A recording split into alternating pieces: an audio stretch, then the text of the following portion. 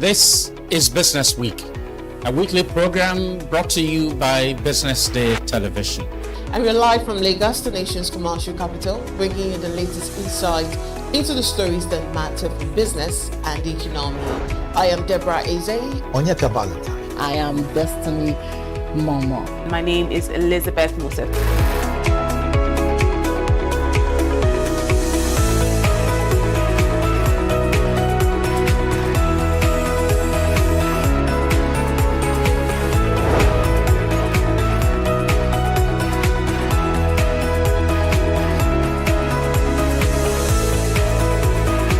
When you think of business, think no more, think Business Day. I know that BusinessDay television will go places. It is the next big thing that will happen to the Nigerian media sector without a shade of doubt.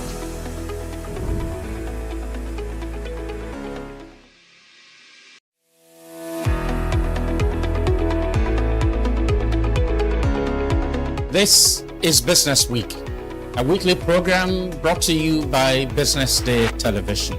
And we're live from Lagos, the nation's commercial capital, bringing you the latest insight into the stories that matter for business and the economy. I am Deborah Eze. Onyeka Valentine. I am Destiny Momo. My name is Elizabeth Moses.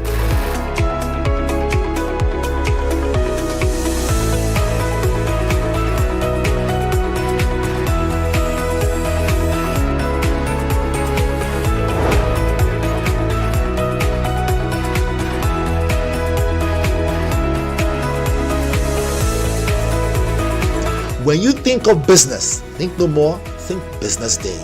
I know that BusinessDay television will go places. It is the next big thing that will happen to the Nigerian media sector without a shade of doubt.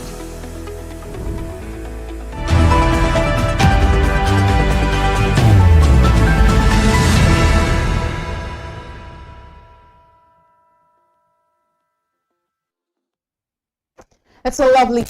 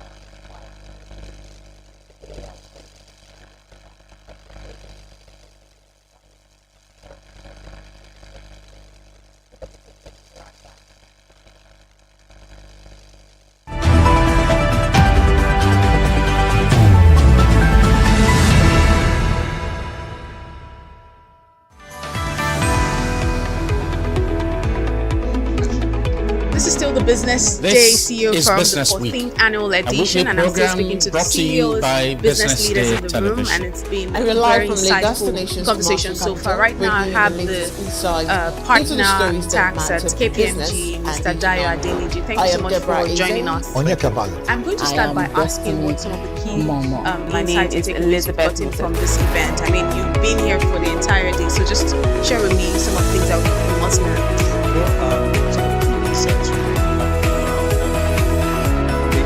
Ensuring that we have shared responsibility, there needs to be transparency. A lot of reforms are going through a lot of reforms in the country. And when you think of business, think no more, think Business Day. I know that BusinessDay television will go places. It is the next big thing that will happen to the Nigerian media sector without a shade of doubt. A lot of things must happen, and those are some of the things that we've been discussing around, things around logistics, energy issues, session on energy, the session that I also. This is Business Week, a weekly program brought to you by BusinessDay television. And we're live from Lagos, the nation's commercial capital, bringing you the latest insight into the stories that matter to business and the economy. I am Deborah Eze. I am Destiny Momo. My name is Elizabeth. 2027. What's one thing that you hope would have changed, in the 12 months? Well, for me, I hope that we have more stable energy for a lot of companies that are involved in manufacturing and production. Energy is one of the main issues. When you think of business, think no more, think BusinessDay. I know that BusinessDay television will go places. It is the next big thing that will happen to the Nigerian media sector without a shade of doubt. So if there's a way, hopefully, if that can be moderated or that can be managed, I think that would be huge. I think the other thing also is around the currency. This is Business Week, a weekly program brought to you by BusinessDay Television.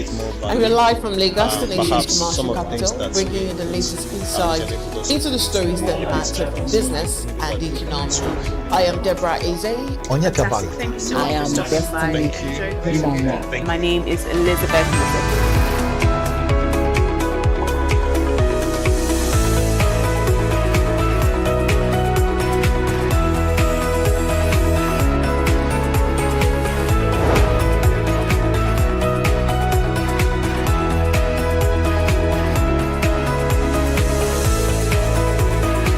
When you think of business, think no more, think BusinessDay.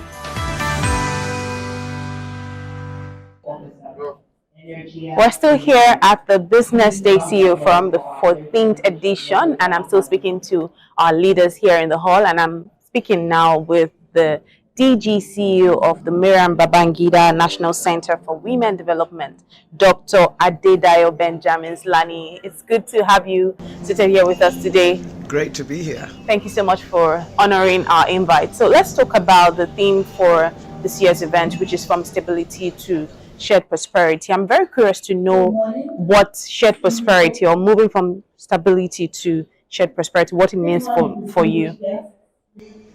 It's the assignment in terms of the Women O'Clock reference of the Honorable Minister Iman Suleiman Ibrahim FSI, that it is now time for that socio-economic TikTok representation of women in the pipeline and intersection of repurposing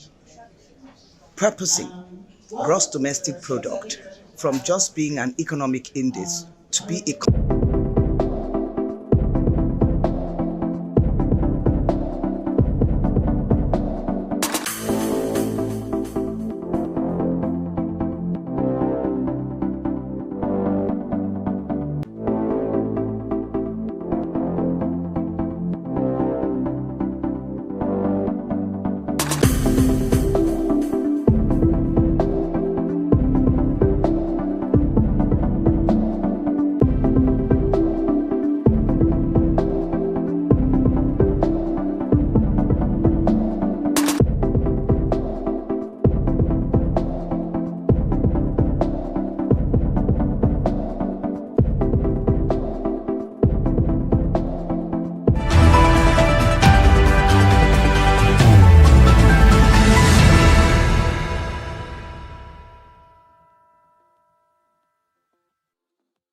Hello, welcome to Business Morning Live right here on BusinessDay Television. My name is Elizabeth Musa.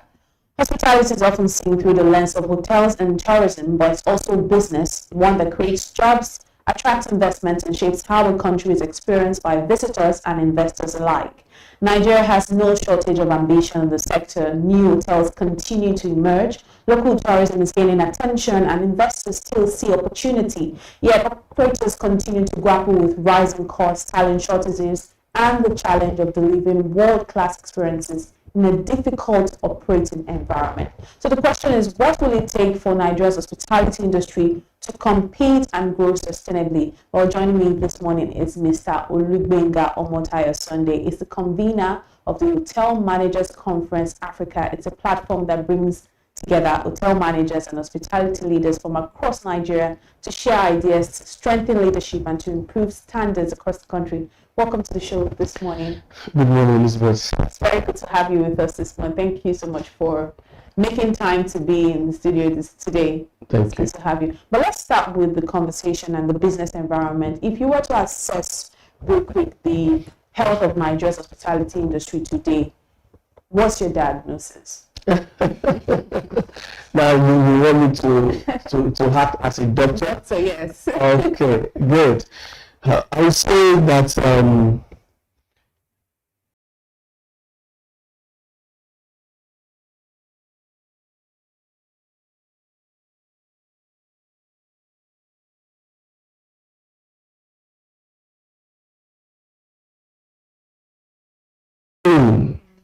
we are not where we used to be. Today, we see a lot of growth on some aspects, and of course, we have stagnation on some aspects, and we have areas we have not even grown at all. And I'll start by saying that diagnosis, number one, we still have issue with staffing, serious one. We still have issue with knowledge, skills, because our industry is skills related. We need a lot of skills to be able to scale. And we are still having issue with maintenance. We don't understand how to properly maintain our facilities. Today, we see new hotels within 5 years, down the line, you go back there, a lot of things are falling apart. And then another thing I feel I will be seeing as my diagnosis is the area of responsive hospitality. Right. So we are so desperate to do a lot of things that are outside the norms just because we want to make money. So security, sometimes we don't even do more with it. So it's a lot together. But in summary, I would say that we are not sick, but we are not actually well. There's still a lot that can be done, and I think that's always a good place to be, room for improvement. And we see that many sectors, having had to reinvent themselves over the past few years, as hospitality fundamentally change, or our operators still paying or relying on the same business models that worked a decade ago? Well, we have actually changed. I will give it to us. Let me start from technology. Today, we now have a good number of hotels that are using PMS, property management system. So our system is more computerized. You must have gone to some of our bars, hotels. You tend to scan a code for menu, and you can place your order through the TVs. The IPTV, the digital space is coming, and now we have AI deployed even to engage our guests when they are making inquiries. So I would say that we have embraced the modern technology. And some of our high-fly hotels, you go to some of them, in fact, you will see that there's a lot of improvements embracing smart rooms. We now have smart rooms where we have areas where you can have voice command, you can have your light reacting to your presence and all that. So key card is now coming to replace the other bunch of keys. So a lot has actually changed, honestly. And today now, most of the hotels, if not all, we're now embracing smart TVs. So in your in-room experience, you can now have the Netflix, the YouTube, and all that. So I would say we are not where we used to be. We have embraced technology. We have embraced new innovations. I've had instances where you can actually, on your TV, you can place order for food and all that. You can escalate a lot of things happening within the system, from the back of the house to the front of the house. So it's a lot of improvement going on there. Now, even in Nigerian hotels, right? Yes, of course. Not just branded hotels around.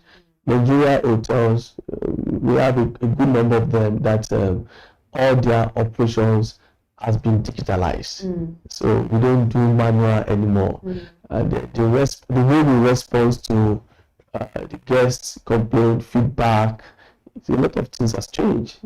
Yes, that's actually really beautiful. So now let's also talk about something that we know that everyone is facing, inflation. Hotels are rightly dealing with higher energy bills, inflation, weaker consumer spending? Because I'm a consumer, so I know. So where are you seeing the most resilience, and where are businesses feeling the greatest pressure? It's because we have these conversations and people will say, oh, we are selling room for 300,000 naira. And what I always ask them is that, can you convert that into dollar? It's because we need to understand that, yes, we are spending naira in Nigeria, but for us to be able to compete globally, we need to change that into dollars. So how much, if I'm charging 400,000 per night, how much is that in dollars? So we need to understand that the pricing is still okay. In fact, as a matter of fact, competitively, we still have the lower pricing in Nigeria compared to other countries. Okay. But on the issue of inflation, we all agree that all sectors are feeling it, and hospitality is not an exception. A lot of things that we were buying before 200,000 now is about 500,000 naira. So you can imagine how the cost is going high. And the whole idea of, apart from making money, the sales, the income, the turnover, the cost has to be checked, because if the cost is not pressed down, it will eventually overwhelm the revenue. So inflation, we are feeling we're having our own bite, but we are resilient, because for us to stay in business, we have to ensure that we find a way around it, get our pricing right, get our costing right. People work at the back of the house to make sure that there's no wastages, trying to cut the costs, trying to avoid some of these costs that we can do, and government to see how we can enrich them here and there, just to make sure that we survive in the business. Absolutely, and survival is absolutely key, because we have to keep moving, right? And one of the biggest assets in hospitality is people. I mean, I don't want to go to a hotel and then I'm seeing somebody that is grumpy, somebody that, and we see it sometimes, which is really sad. It's almost like they're overwhelmed with the work, or maybe because of the low pay, or maybe just some, I don't know, different factors might also be affecting them. But we also know that operators struggle to recruit and retain staff. Now, is this now becoming the industry's biggest competitive challenge? What do you think? One of the things I see over the years is a lot of people that are in the industry, they don't have business in that industry. Just that the entry level is easy. You can just finish school now and you can find a job. You can just pick up a waiter's job. The truth is that it takes a lot to actually be in that space. So some of them find themselves in our space. They don't have any business there. Their mind is not there. They will even use our Wi-Fi to look for a job right there. Some of them are just waiting for maybe interview. They want to go for interview, call up and all that. So what I'm going to is this. Staffing is a big issue with us. You see this, the rate, our staff turnover. Today we come, this is Ada attending to you as a receptionist. Another 2 months, you'll be asking, where's Ada? Trust me, Ada has left for another job. And the reason is not far-fetched. We have problem with wages, because nobody is checking it. Some people are still poorly paid in our sector. And the owners will give excuses of the cost of running the hotels and all that. And we need enough hands to actually run an average hotel. So today, the staff turnover is really a big issue, and the owners too are not happy when it comes to their packages. A lot of hotel workers are poorly paid, to be very honest. And I wish government can actually come in and say, no, you can't pay this because we have minimum wage. We believe that we still have some of the hotels that they're not even paying above 50,000 naira. So especially outside Lagos. So Lagos is even better.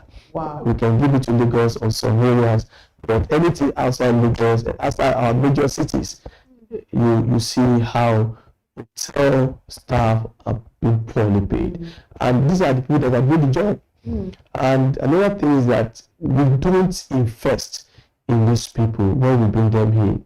How do you employ a staff right now? and tomorrow it's already carrying the tray, it's already attending to the guests, it's already taking the order, it's already welcoming the guests. No, what happened to the onboarding, the proper training of the staff to have proper knowledge? But the moment you skip that, you say, go and learn the job. Right. A lot of mistakes, a lot of frustrations, a lot of them have shortages. And some of the hotels, they are listening. Some of the hotels, what they do surcharge. They remove the monies. Imagine lose only 100,000 naira. At the end of the month, I'm going on with just 55,000 naira. 45,000 has been surcharged. I'm not the one that consumes money. No, shortages there and there. Just because of the skills we refuse to imbibe in all these people. So it's a lot when it comes to motivation, human capital development. Our recruiting process is I don't know what to mention. I don't use the word because but we need to do more. Some are getting it right, some are in between, and some are not doing it at all. And thank God for this conversation. I'm sure they are listening. I'm sure they are listening, and I hope they are listening, and I hope they will listen. But I like what you're doing, especially with Hotel Managers Conference, and you also have the one you launched in 2024. I think that's the school, right? How more you are doing your part? I mean, from other angles, what else are they doing, especially in this area of investing in people? Yeah, yes, for Hotel Managers Conference Africa, it has become a big platform for us to come once in a year to learn. And we do more of conferencing. We have our learning and development department roll out what we have to learn per year. I would say that on the way of the school, yes, it's working. People are getting equipped for managerial role because it's a leadership school, Hotel Managers School, and it's an online school. From when you're done, you go for your internship in the top hotels in Nigeria, going across Nigeria. So what I feel we still need to do more is I would say every hotel should have budgets for human capital development. There should be budget for training and development. It's wrong to trouble the budget. You have the power, you have the salary, you have all that. But human capital development, there is no budget for that. So it's really an issue that we need to collectively look at. And I would say that when it comes to staff motivation, it's not just about salary. There are some things you can do for your staff. You can talk about their HMO. You can talk about their promotion. You can't keep me in your facility as a waiter for 5 years. So what am I doing? Is there any plan for me to grow? What's the plan? Because I've seen people, you see them housekeeper for 5 years, 7 years, housekeeper, 7 years. So what is the plan for this person to become a supervisor? What about transferring this person to have knowledge in another department? So a lot we can do internally. And government too can actually come in. We need more training schools. More training schools. Yeah, we need more training schools. Absolutely. You also work with a number of hotels, exposed to a number of them. I also see how you are visiting and, visiting. I know that those visits are not just for leisure. It's also just seeing what are these people doing, how are they doing this thing. What's one thing that you say that operators, hotel operators, a blind spot that they are not noticing that but guests always notice immediately? Yeah, I think one thing I would say is the first impression. Because sometimes we lose the guests just from the gates. We lose the guests as the first point of contact. Now, the first impression is something we need to emphasize. There's no second chance to give the first impression. So most times we lose that. And we're now trying to do surface recovery. But sometimes it's already late. Some guests, they're already pissed. In fact, for their stay, they want to stay 2 nights, they just shut it to 1 night. So where I'm going to this, when it comes to the car park experience, the coming into the reception and all that. And one thing I want to say on this is timing. How the speed of our delivery. The speed of our delivery is one of the things that we need to really emphasize on. Place order for food, but telling me to be ready in 30 minutes. Do we actually have it in 30 minutes? You know, I asked for laundry, express service, you tell me to be ready in 10 minutes. Do I get in 10 minutes? I want to check into my room, I'm here, okay, and it's taking you 30 minutes to even confirm my reservation that I've already made and paid for. So timing, speed is something that I know guests notice immediately.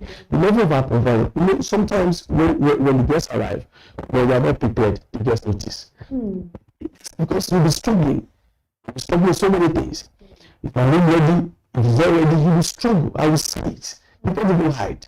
You know, sometimes as little as having your POS machine right there in the front desk. If I want to make payment and the POS is not there, I will know you're not ready. Because what are you doing standing there?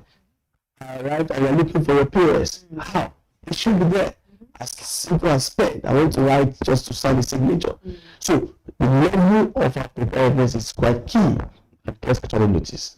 Absolutely. And there's something I believe we should also speak about here. I most want to hear your thoughts on it. You know, I was speaking to a few of the managers at the conference, and I enjoyed some very interesting insight. You know, when you talked about timing and service delivery, that way they have talked about the fact that one thing they do, for instance, if you come into the restaurant or you come and you order for something and it's a 30-minute timeline, they have this very lovely cracker chip thing that they will put on your table that you'll be eating, you forget, you know, you just it kind of distracts you from if they're taking time or something, and it's really nice. She said, and then they noticed that many people, like the people will ask, "Oh, can I get more?" So I think, is that also a good way to maybe buy time? Yeah, it is a strategy, and I'm happy that a lot of hotels actually embracing that.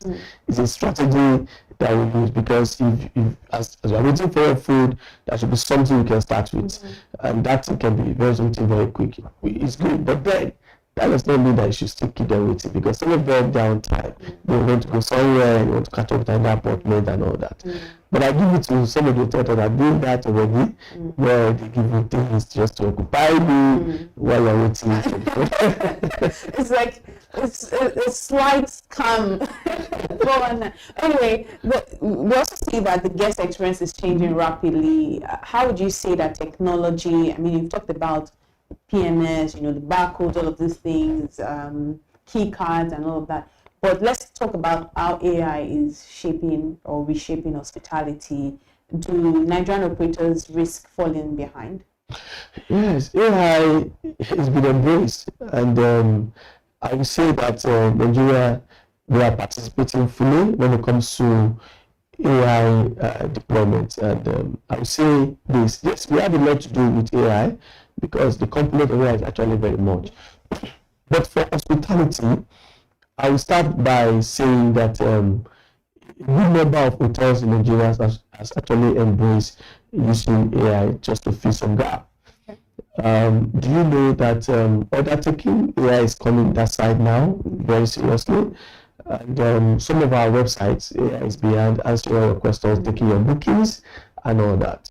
So it's a whole lot of shift, and people are actually embracing it. Some of our document going out today, just to feed the AI with our information, the data is out. But some to even draft their company profile, just feed the AI with good information, ChatGPT, the Meta AI and all that. Before you know it, your document is ready. So for our operations, AI has been a major contributor. But I know that we have not even utilized AI, because there's a whole lot more. When you research more, when you read more, you know that there's a whole lot more we can do with AI to increase, or let me say, to improve the guest experience. And speaking about this guest experience, do you think there's a limit to how much we should embrace the use of AI, especially in hospitality hotels? Because I think that it's an industry that that needs people, more of human engagement, human embracing human. Because I've seen in some hotels, I mean not in Nigeria, where they'll bring this thing. I think technology is nice, but I think that the edge that hospitality has is that that person come in and bring you your food and smile and say hope you enjoy your meal. Because even if the robot says enjoy your meal, it's still not it doesn't feel like you know that I can even ask you a question, because it's true. Even if you program intelligence, artificial intelligence, even if you program the robots in a way to do preempt questions and have answers to say, if you ask the robot and say, so how long is it going to take? Obviously, you can program it to say, 30 minutes. But some other conversation, what's this country like? What's the best one? I think that it's nice to have that. I want to say you are very correct. And then I have a thought to share on this. Yes. Hospitality exhibits itself in interaction. So if there's no interaction, there is no hospitality. That is the truth. And the human factor is key when it comes to hospitality. And I would say that this is to the global practice, that we cannot remove human touch, human interactions. Now, areas we can deploy AI and the rest, we should try as much as possible to make it coming back of the house, or even if it's coming to the front of the house, we must not remove the human factor from it, because hospitality exhibits itself in human interactions. And yes, for Nigeria, we have not gone to that level that we do self-checking, no receptionists and all that. We have not gone to that level. But I would say that Africa, we love ourselves, and hospitality will not be able to thrive if there's no people, because the human touch is key. The feeling, the soul, the spirit, and the body is needed when it comes to delivering true hospitality. And I would say I go with your submission. Honestly, there's a quote you've said that I'm taking away. You said hospitality exhibits itself in human interaction, and I'm completely for that. Personally, I'm all about growth, but I don't think I want us to get to the point of this self-checking and all of those things. I want to talk to people. I've not got to a place that, and I think that Africans also need to define African hospitality and say, okay, this is what ours is. Yes, we're embracing technology. We can embrace it in this ways, maybe service delivery, speed up, but we are people, we are people that, in general, we like ourselves, we like to engage and all. So we can just keep that as our own thought. When you come to Africa, this is African hospitality. But because we need to wrap up, just real quick, as we move on, there's something that we often talk about, tourism, hospitality, we'll often speak about it together, but they're not always growing at the same pace. So what do you think needs to happen for these two to actually for these two industries to grow at the same pace? Thank you. Hospitality is not just hotels. Hospitality, we have hotels in there, we have restaurants, we have bar lounges, we have Airbnb, we have resorts, we have every other thing that has to do with accommodation and food. And hospitality is actually inside tourism. Because tourism at large, we have the destination marketing, we have our tourist sites, we have aviation, then we have hotels. Now, this is where we need to understand that tourism is government responsibility. And until we know that hospitality depends solely on tourism, because if we don't have arrivals, we don't have people coming to our destinations, we don't have people traveling, maybe for business, for leisure, for school. These are tourism sector. These are tourism components. So we need to know that we can only survive if we have robust tourism markets. Look at what's happening in East Africa. Everyone is going to see safari. Who's benefiting? Hotels, hospitality, restaurants, bar, lounges. So we need to understand that Nigeria needs to be marketed properly. Nigeria needs to be branded properly. we need to know that there are things to experience by tourists in Nigeria, and that's tourism. We need to promote this country. We need to repackage this country. We need to know that we can actually come to this Nigeria for holiday. That's a lot to be done. It's in Lagos, it's in Ibadan, it's in our waterfalls. We have a lot of waterfalls in Nigeria. We have mountain experience in Nigeria. We have a lot of museums in Nigeria.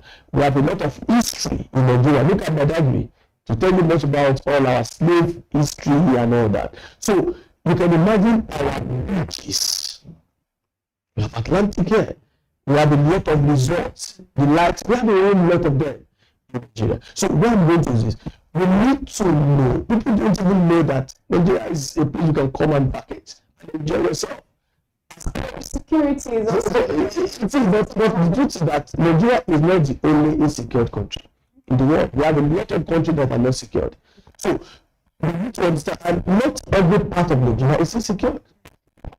So even though insecurity is a setback for us, but we cannot wait until the whole place is fully secured. People are still coming to this country, and more people can actually come. I've seen testimonies of people from the Western countries, and they enjoy our food, our nightlife, even our cities. Some of them are actually some mega cities in Nigeria. Look at what's happening in Lagos. Lagos. I'm just going to hold it there. But final question. I'm enjoying this conversation, but we have to go. Final question. If you look at the industry and the direction we're going in the next 5 years, what are you most optimistic about? Good. We have a lot of hotels coming in. More brands are coming. I mean, international brands. And I see if you go out, you see a lot of structures. A lot are going in. In fact, we now have more of these apartment hotels coming in. A lot of investment going in, especially in the major cities in Nigeria. See growth, I see expansion. And the resilience of Nigeria market, because you see a lot of investments already taking like 10, 15 billion to build hotels. That's resilient. That would I believe in this sector. So more money is coming to our sector, a lot of investment here and there. From even major cities, even some of these cities across Nigeria, if you drive around, you see a lot of hotels. Go to Asaba and see the number of hotels coming up in the next 3 years. I mean, hotels of 100 rooms, 180 rooms, 200 rooms, 8 floors, big ones. So expansion is key. But I will still say that we are hopeful that they may be responsible to actually give us infrastructure. Power is killing us. We now have 40% cost. All our money, 40% of our money now go power. Because we have only 60% to play around with. So what will happen to our profit? What will happen to return on investment? And what will happen to investors? How will they get their money back? Some loans are going to salvage the loan back. Some loans are becoming bad debts, which is very, very bad. So we need to move in that direction, because we are actually the ones sustaining. We are pillar when it comes to the economy. Is it the employment? Is it the market size? We are now 8 trillion to 10 trillion market value when it comes to hospitality. And hotel, it's a major player. So the government needs to look at our side. And you take it to the level, because everybody wants to take money from us. But what are they giving us? Everything's creating, from the local government to the state government to the federal government. You pay VAT, you pay this, you pay consumption tax. You should take it to us. Because there's a real lot to do it already in that sector. Right. Thank you so much for joining us this morning on Business Morning Live, Mr. Olugbenga Motayo Sunday, convener, Hotel Managers Conference Africa. Truly insightful conversation. I appreciate your time this morning. Thank you. Well, this is still Business Morning Live, right here on Business Day. Up next is our next conversation. Watch out for that. Don't go anywhere.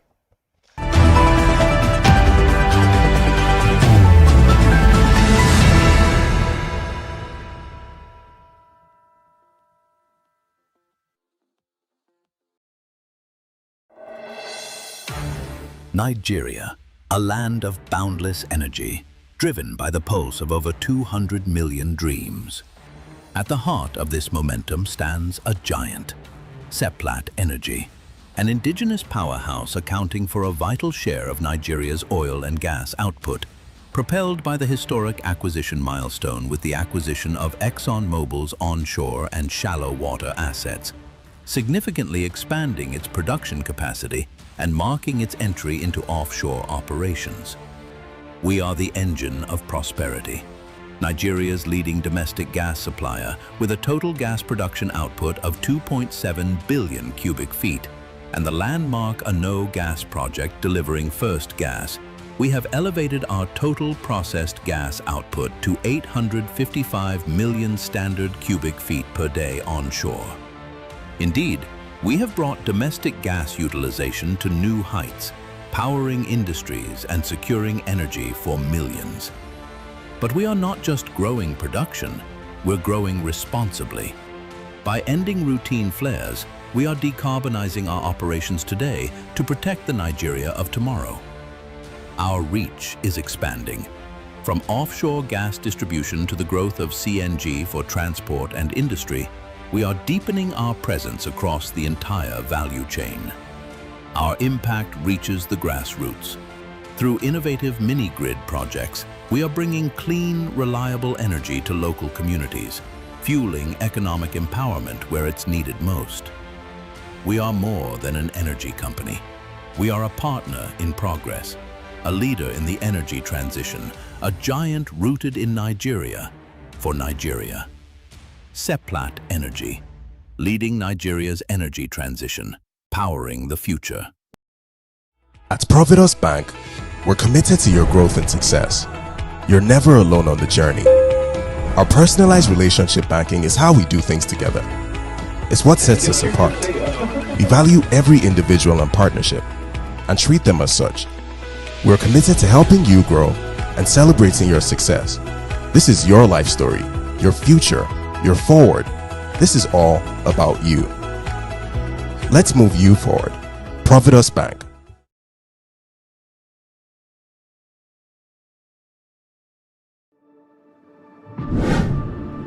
Every legacy has a beginning. Ours evolved, built on trust and carried forward as a second-generation family legacy. Bemio has grown into Nigeria's largest cash-in-transit provider, trusted where precision and reliability matter most. But we are more than movement. We deliver protection at every level, from professional guarding to journey management to concierge services.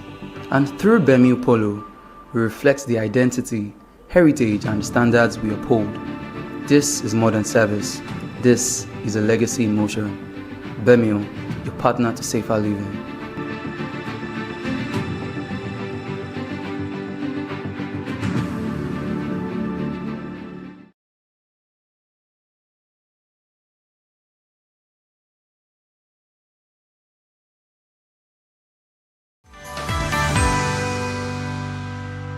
This is the 14th annual edition of the Business Day CEO Forum, a forum for CEOs, leaders, policymakers, key stakeholders across Nigeria's economy. And today's theme is really from stability to shared prosperity. Today is such a beautiful day with all of the CEOs and the policymakers and the government officials we have right here in the hall. But today I'm here right now with the CEO of KPMG One Africa, Mr. Tola Adeyemi. Thank you so much for coming to our booth and stopping by. Thank you, Elizabeth. It's a pleasure to be here. Absolutely. So let me start by speaking to the theme. I mean, you already delivered such a beautiful presentation upstate, but let's talk about the theme for this year's event, which is from stability to shared prosperity. I want to hear your perspective on, some of the indicators that says, really that we're moving to shared prosperity, because, when you look at the macroeconomic conditions, some of the things around you,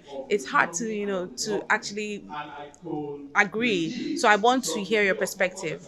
Well, first of all, let me say congratulations to this day for organizing this event. Business Day. And so Business Day for organizing this event, and also for the choice of topic, because I think it's very timely.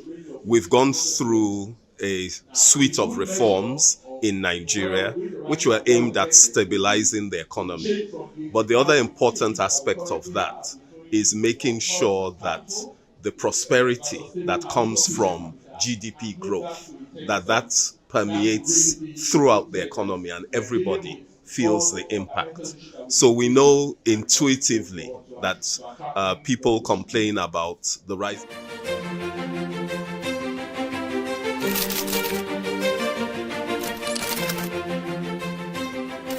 I am, of course, a great admirer of the impeccable credibility, professionalism, and business savviness of BusinessDay.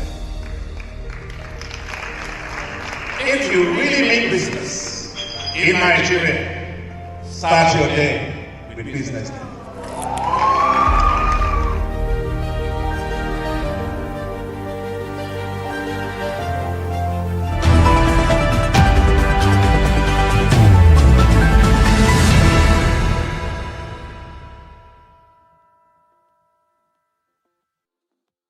This is still Business Morning Live right here on Business Day Television. My name is Elizabeth Musa.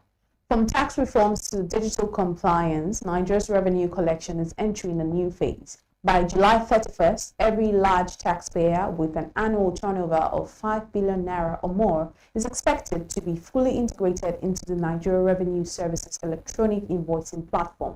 That means invoices must be transmitted in real time through the merchant buyer solution, complete with a valid invoice reference number. The consequences of missing the deadline are significant. Companies could face a 200,000 naira penalty for every non-compliant transaction. They could lose access to VAT input credits and tax deductions on invalid invoices, while the tax authority has already begun compliance monitoring. So how prepared is corporate Nigeria? What does compliance really involve? And is the business community ready for one of the biggest shifts in tax administration in recent years? Well, to help us unpack what this means for businesses, I'm joined by Mr. Victor Ate, is partner tax and strategy at Transact Chartered Accountants. Welcome to Business Morning Live, Victor. Thank you very much for having me. Thank you so much for joining us. Let's begin with the deadline itself. For businesses that may still be playing catch-up, what exactly changes on July 31st, and why is this deadline such a significant moment for Nigeria's tax system? Okay, so the deadline simply imposes an obligation on taxpayers to get ready, right, to get their to get their ERPs connected to Nigeria's e-invoicing platform, right? Now, so the whole essence of e-invoicing as it's aware is to ensure more transparency in the tax system, right? To improve revenue collection. As part of the drive is also to improve formalization of the informal sector as much as possible, right? So now, what the tax authorities are doing currently is a phased implementation, right? As you rightly mentioned, there was a publication that now mandates taxpayers above the 5 billion threshold to go live, and as a matter of fact, they should have gone live as of last year, August 2025. But now what the NRS is simply doing is reminding them, right, that they should go live by July 31st, otherwise implementation, enforcement of penalties will begin for the big taxpayers, right? And the penalties are just the consequences, the bigger consequences far-reaching their tax consequences, that's inability to claim VAT, deductibility of input VAT credits, they may also lose deductibility of tax of allowable expenses. Could you walk us through what mandatory e-invoicing actually means in practice? I mean, beyond simply issuing digital invoices, what are the new obligations that businesses are now expected to meet? Okay, so the whole idea of mandatory invoicing, is such that Nigerian businesses are expected to transmit their invoices through the NRS invoicing portal.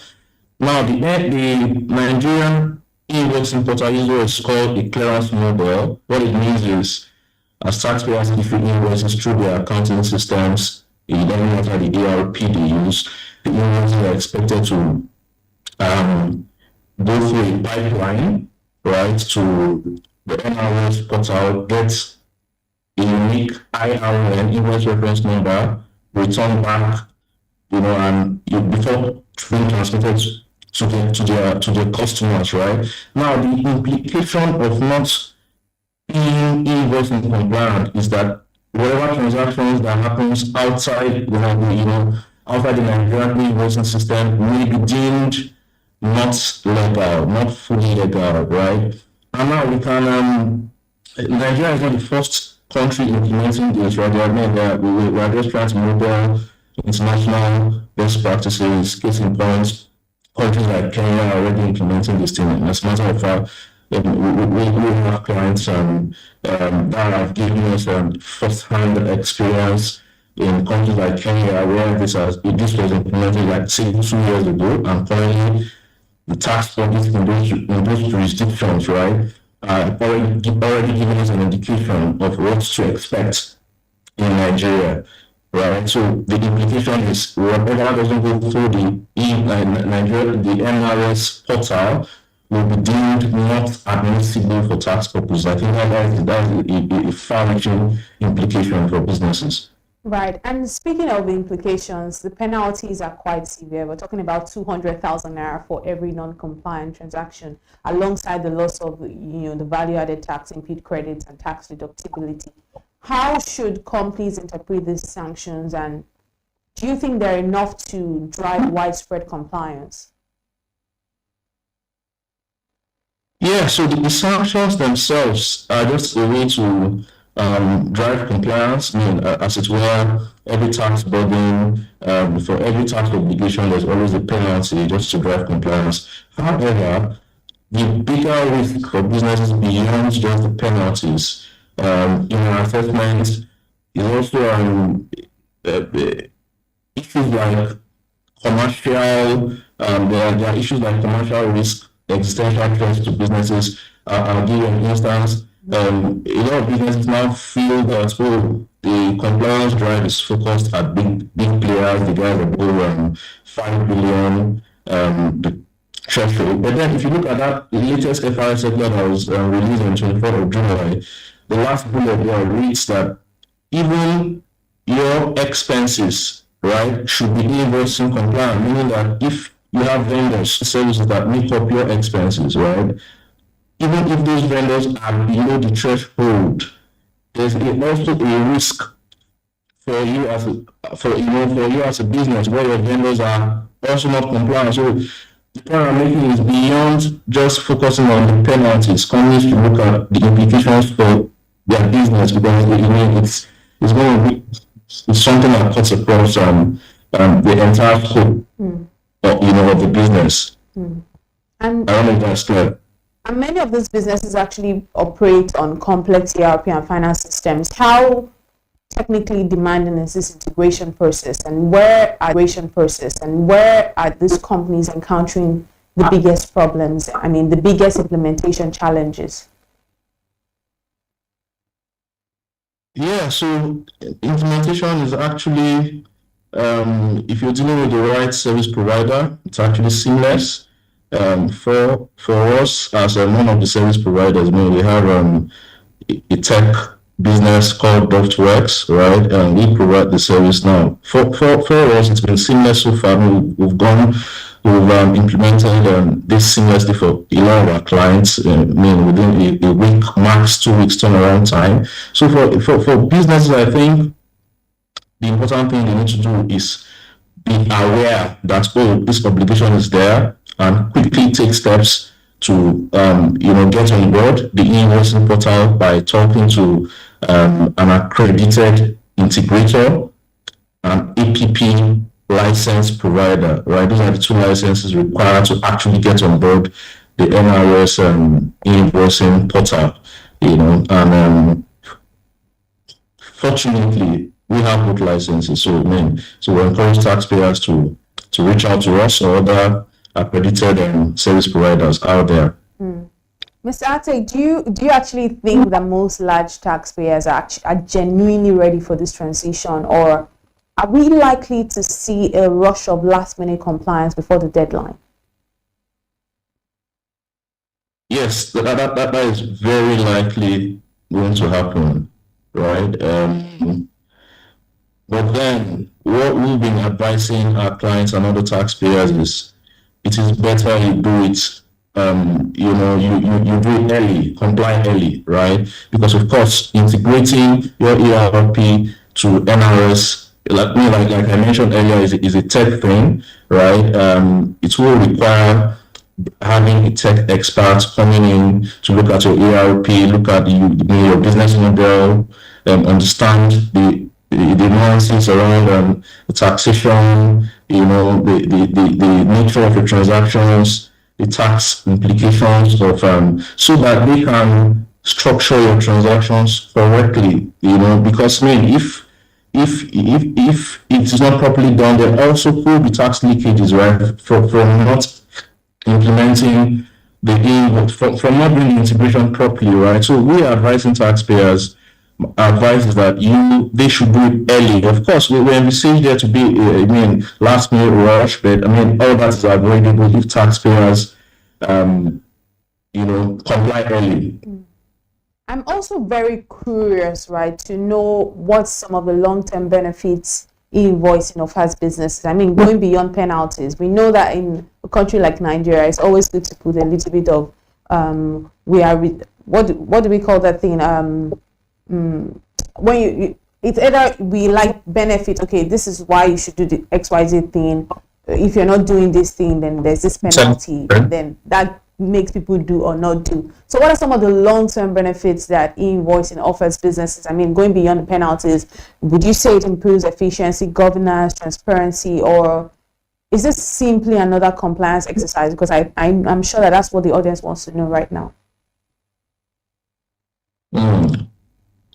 So invoicing beyond it just being an obligation imposed by law, the whole essence of invoicing is actually to drive efficiency in the tax system, right? To improve tax administration, right? Because before now, you have tax authorities coming, look at filings that have been done, say years before. Right, and so tax audits are typically protracted, right? Currently, prior to the invoicing era, but what invoicing is going to do, NRS is going to be able to see invoices on the go as taxpayers issue them. So what that does is that that reduces the significant time spent in auditing. That also takes away a lot of necessary needless contentions, right, between taxpayers and tax authorities during tax audit. It just makes the whole thing seamless. It also helps to formalize the informal sector. I'll give you an example. We're discussing with the client yesterday, and they were saying, this invoicing thing, what if our vendors are informal? And our simple response to them was simple. That is part of what the government is trying to achieve here, formalize the informal sector. So naturally taxpayers will naturally drive their informal vendors to register and become formal because they know that the risk of their invoice, those expenses being questioned for tax deductibility will become a big issue. So, those are some of the broad objectives government is trying to achieve here. Now, let's look beyond the July 31st deadline. What should companies actually expect next? Could this eventually expand to medium-sized and smaller businesses? And what does that tell us about the future of tax administration in Nigeria?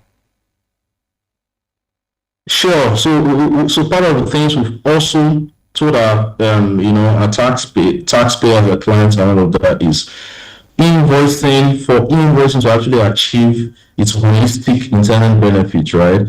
The entire tax system has to come on board, right? And that's why if you look at the law, there's really no exemption what the government is doing now is a phased implementation, right? Phased implementation means, of course, it's just part of change management. You understand the fact that it's a new system, and then a lot of companies have to do a lot of adjustments, to conform, to come on board. So, it's just government being reasonable, also looking at the Nigerian context and all of that, the cost implications. So, but eventually, all categories of taxpayers, even non-residents doing business in Nigeria, as long as they have income tax exposure, permanent establishment, and all of that, and they are required to pay income tax in Nigeria, eventually have to come into the invoicing net for it to make complete,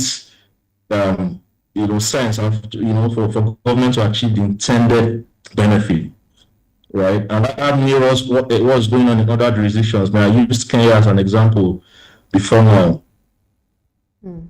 Well, thank you very much, Mr. Victor Ate, partner, tax and strategy at Transact Chartered Accountant. It was very insightful listening to you speak to us about invoicing and this deadline. Hopefully our audience understands and is able to do what's necessary right now. But thank you so much. I hope you enjoy the rest of your weekend.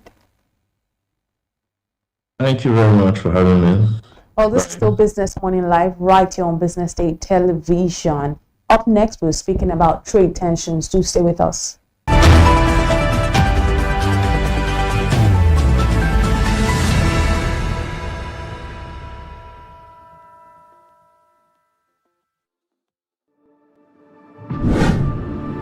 Every legacy has a beginning.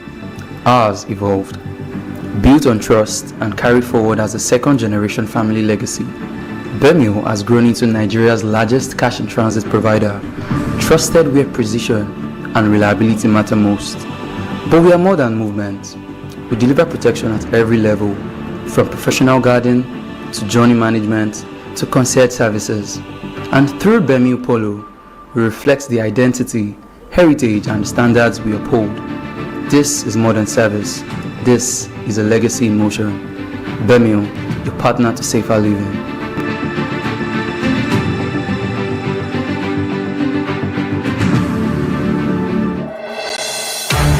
Nigeria, a land of boundless energy, driven by the pulse of over 200 million dreams. At the heart of this momentum stands a giant, Seplat Energy, an indigenous powerhouse accounting for a vital share of Nigeria's oil and gas output, propelled by the historic acquisition milestone with the acquisition of ExxonMobil's onshore and shallow water assets, significantly expanding its production capacity and marking its entry into offshore operations. We are the engine of prosperity, Nigeria's leading domestic gas supplier with a total gas production output of 2.7 billion cubic feet, and the landmark Ano gas project delivering first gas. We have elevated our total processed gas output to 855 million standard cubic feet per day onshore. Indeed, we have brought domestic gas utilization to new heights, powering industries and securing energy for millions. But we are not just growing production, we're growing responsibly. By ending routine flares, we are decarbonizing our operations today to protect the Nigeria of tomorrow. Our reach is expanding.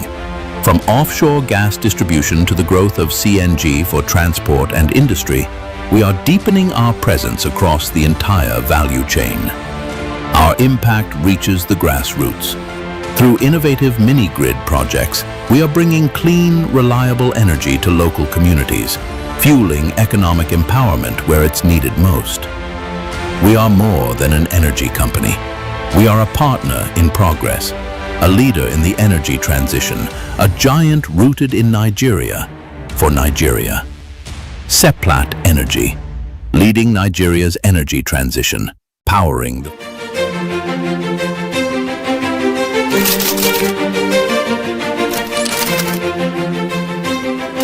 I am, of course, a great admirer of the impeccable credibility, professionalism, and business savviness of BusinessDay. If you really mean business in Nigeria, start your day with BusinessDay.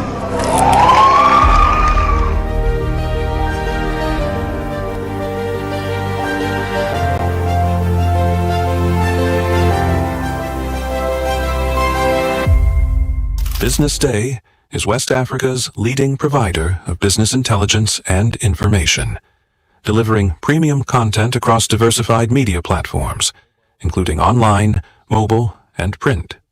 Since its inception in 2001 with a weekly newspaper production, BusinessDay has expanded its reach to provide exclusive content accessible through print, mobile, and online channels.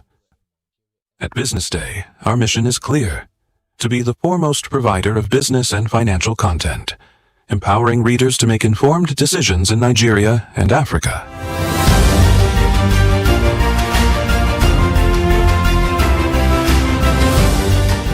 Since our establishment, we have been committed to delivering insightful, relevant, and accurate information about Nigeria's business and finance environment, while contextualizing the impact of global events.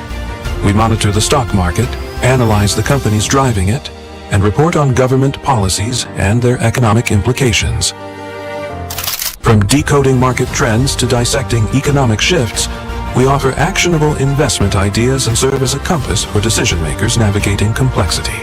Beyond headlines, BusinessDay fosters discussions on critical economic issues through impactful conferences and events. These platforms bring industry leaders together to share narratives that drive innovation and spark meaningful dialogues. Our events galvanize connections, bridging the gap between inspiration and achievement.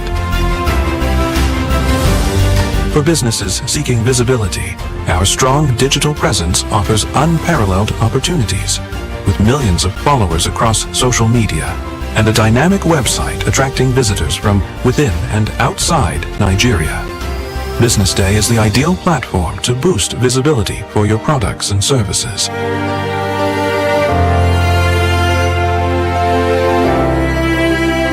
If you're looking for in-depth analysis and expert opinions on Nigeria and Africa's business landscape, BusinessDay is your guide. For 25 years, BusinessDay has delivered credible journalism, intelligent analysis, and decision-shaping insights to Nigeria and Africa's business community. Introducing Africa's first AI-integrated website, enhanced with powerful new capabilities. At the heart of the new platform is the AI-enabled chatbot, built to help you navigate stories faster, ask questions, get summaries, and access deeper context instantly. Text-to-speech functionality, allowing you to listen to articles on the go. The Murtala Muhammad International Airport, Lagos, has recorded an 11.8% growth in air traffic. Whether you're commuting, driving, or multitasking, BusinessDay now moves with you. And with our new language translation feature, our journalism becomes even more accessible. You can select your preferred language, thereby expanding reach across diverse audiences in Nigeria, Africa, and beyond. This innovation reinforces our commitment to being not just a news platform, but also a smart, accessible, and future-ready business intelligence hub. As we celebrate 25 years of impact, we step confidently into the future, powered by technology, driven by credibility, and focused on you. Visit the new BusinessDay website today and experience the future of news.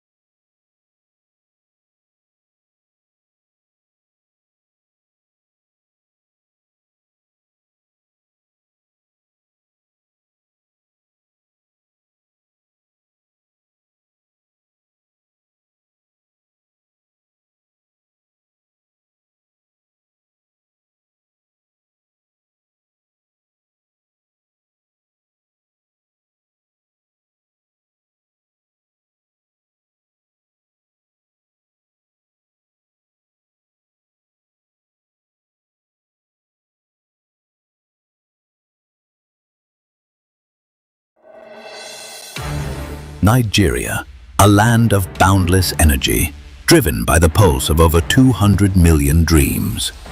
At the heart of this momentum stands a giant, Seplat Energy, an indigenous powerhouse accounting for a vital share of Nigeria's oil and gas output, propelled by the historic acquisition milestone with the acquisition of ExxonMobil's onshore and shallow water assets, significantly expanding its production capacity and marking its entry into offshore operations. We are the engine of prosperity, Nigeria's leading domestic gas supplier with a total gas production output of 2.7 billion cubic feet and the landmark Ano gas project delivering first gas. We have elevated our total processed gas output to 855 million standard cubic feet per day onshore. Indeed, we have brought domestic gas utilization to new heights, powering industries and securing energy for millions. But we are not just growing production, we're growing responsibly. By ending routine flares, we are decarbonizing our operations today to protect the Nigeria of tomorrow. Our reach is expanding. From offshore gas distribution to the growth of CNG for transport and industry, we are deepening our presence across the entire value chain. Our impact reaches the grassroots. Through innovative mini-grid projects, we are bringing clean, reliable energy to local communities, fueling economic empowerment where it's needed most. We are more than an energy company. We are a partner in progress, a leader in the energy transition, a giant rooted in Nigeria for Nigeria. Seplat Energy, leading Nigeria's energy transition, powering the future.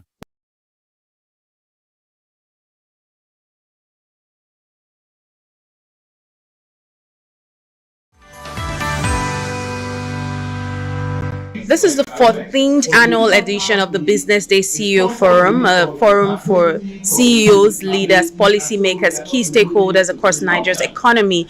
And today's theme is really from stability to shared prosperity. Today is such a beautiful day with all of the CEOs and the policymakers and the government officials we have right here in the hall. But today I'm here right now with the CEO of KPMG One Africa, Mr. Tola Adeyemi. Thank you so much for coming to our booth and stopping by. Thank you, Elizabeth. It's a pleasure to be here. Absolutely. So let me start by speaking to the theme. I mean, you already delivered such a beautiful presentation upstate, but let's talk about the theme for this year's event, which is from stability to shared prosperity. I want to hear your perspective of, some of the indicators that says, really that we're moving to shared prosperity, because, when you look at the macroeconomic conditions, some of the things around you, it's hard to, to actually agree. So I want to hear your perspective. Well, first of all, let me say congratulations to this day for organizing this event. Business Day. Business Day for organizing this event, and also for the choice of topic, because I think it's very timely. We've gone through a suite of reforms in Nigeria, which were aimed at stabilizing the economy. But the other important aspect of that is making sure that the prosperity that comes from GDP growth, that permeates throughout the economy and everybody feels the impact. So we know intuitively that people complain about the rising cost of living and such other things. But we thought that it's important to bring to this conversation around shared prosperity. Let's bring some data into the conversation. Let's have a scorecard that can be used to measure shared prosperity. And so what we've done is to come up with such a scorecard, including various indices that relate to how inclusive the growth is. It relates to people's well-being and standard of well-being. So for instance, some of the indices we look at are the rate of GDP growth in itself. We look at indices such as GDP per capita, which is to understand the trend in that. We look at the number of children of school age that are out of school, because that's another indicator as well. We look at indicators such as access to electricity as another indicator, and then the number of people that are operating in what we refer to as multidimensional poverty. So we believe that tracking these indices over a period of time will certainly provide an indication as to how well the economy is doing in delivering shared prosperity. We also think it's important for government to articulate its targets in relation to those indices, and to make those targets public, as well as the periodic measurement of those indices, because I think accountability is pretty important in helping to deliver shared prosperity. So these are all the things that I spoke about. So some of the indicators that you'd mentioned. Yeah. But I'm also curious to know, do you believe that we are entering into a new phase of economic prosperity or economic opportunity? Do you believe? If you believe, why? If you don't believe, why not? Well, I think you must remember where we're coming from, and I say if you look in the rear view mirror, you'll see in our past as a country, we're coming from a situation where we were in pretty dire straits, is the way I would put it. Remember, we had multiple exchange rates. Right. We had an unsustainable fuel subsidy. We had our indices at all-time lows. There was the whole issue of the level of government borrowing that existed as well. What with the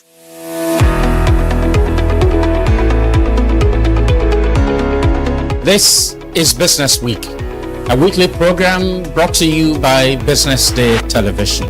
And we're live from Lagos, the nation's commercial capital, bringing you the latest insight into the stories that matter for business and the economy. I am Deborah Eze. Onyeka Balata. I am Destiny Momo. My name is Elizabeth Musa.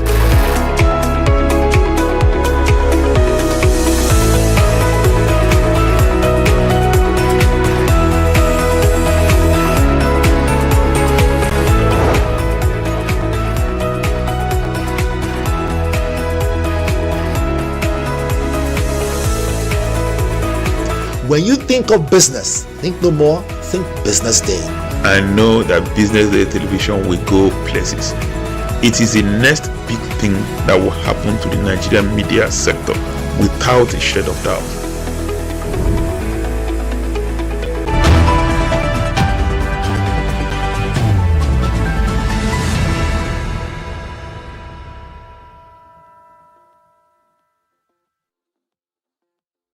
You're still watching Business Morning Live right here on BusinessDay Television.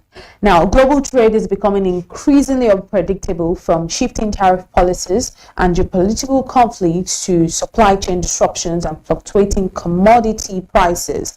Businesses around the world are navigating a more uncertain trading environment. For Nigeria, a country that relies heavily on manufacturing and exports for foreign exchange earnings, these global tensions have real consequences, from the cost of doing businesses to the price consumers pay every day. So how exposes Nigeria to these global trade shocks, and what can businesses do to remain competitive in an increasingly fragmented economy? Well, joining me this morning on Business Morning Live is Musa Sanusi. He's an expert in international trade, international relations, and the media and creative economy.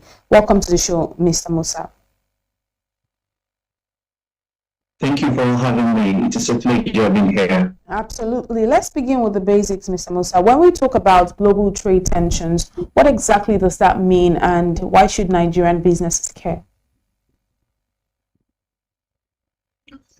Basically, when we talk of global trade tensions, we are talking about conflicts, situation that prejudices the market as a result of conflict between international partners, countries, and other insecurity insurgencies that prejudice the market and supply chains. So as a result of these tensions, there's going to be price fluctuations, there's going to be a lot of restrictions, there are a lot of tariffs, import quotas, export bans, and several other mechanisms that result in protectionism measures, but indirectly prejudice the market. So all these conflicts are what's brought in tensions. And basically all those things affect businesses, because affects businesses and not government. For the businesses, majorly it has to deal with the fluctuation and uncertainty in supply chains. Because, for example, looking by the Nigerian market,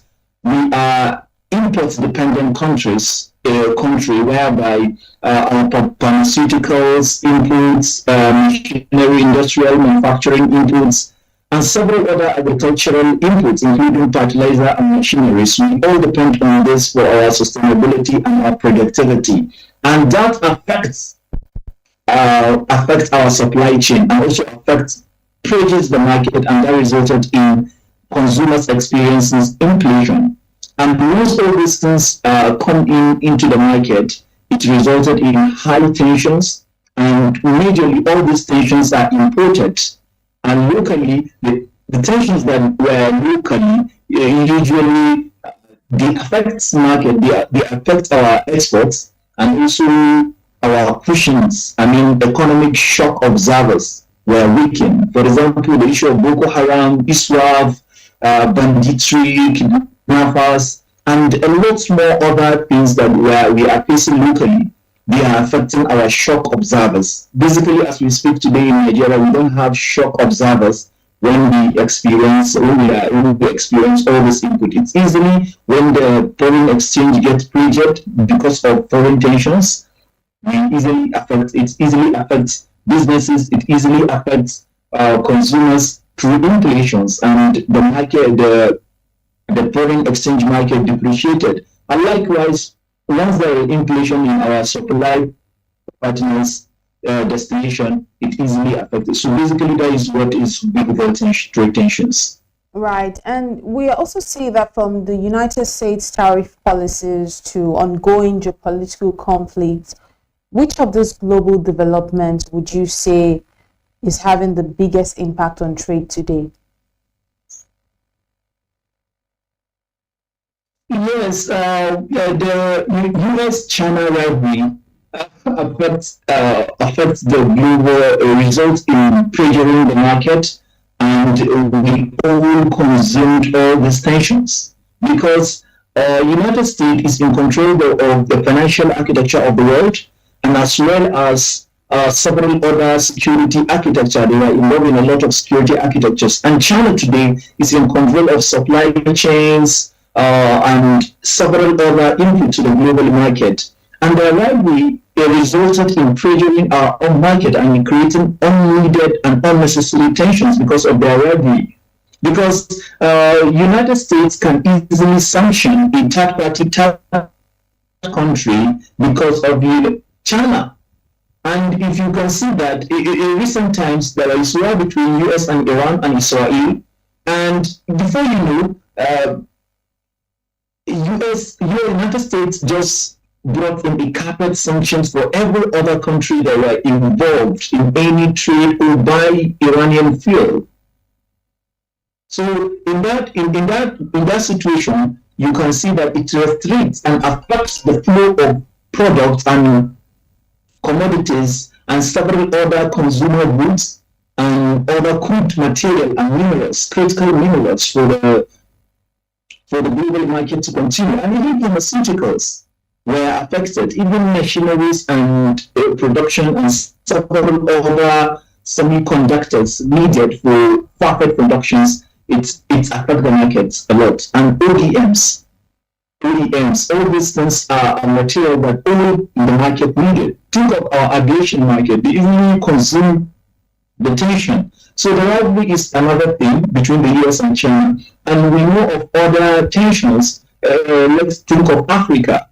In Africa, we are facing a lot of several other tensions. The rival and other tensions in DRC Congo, and obviously the ongoing civil war in Sudan, and even in West Africa, we are still trying to handle the ISWAP, which affected our agricultural output, affected our trade and intertrade between Africa, which resulted in a situation whereby, despite years of negotiation that has to do with after, nothing will happen because of this crisis. Insecurity among West Africa, and even the junta, the Islamic tensions and other militants in different military junta territory in West Africa. So all the things are things that continue to create tensions, and globally, we all agree that all this situation resulted in we consuming all the situations, all these tensions. And if you how the market continue to operate, especially when you look at our market as Nigerians, you can see that we depend on these countries to supply a lot of needed material for us to survive. Let's talk of pharmaceuticals. Let's talk of even medical sector equipment, medical equipment, and several other things, machineries, and spare parts for aviations and other manufacturing operations. And it's easily consumed. People easily imported inflation to our market as a tension. And once there is tension, consumers have to expected inflation or shortages of goods, or even total absence of needed material for productivity or solving of certain problems or operations. Now, would you say there are sectors of the economy that are more affected or more vulnerable with these trade tensions than others?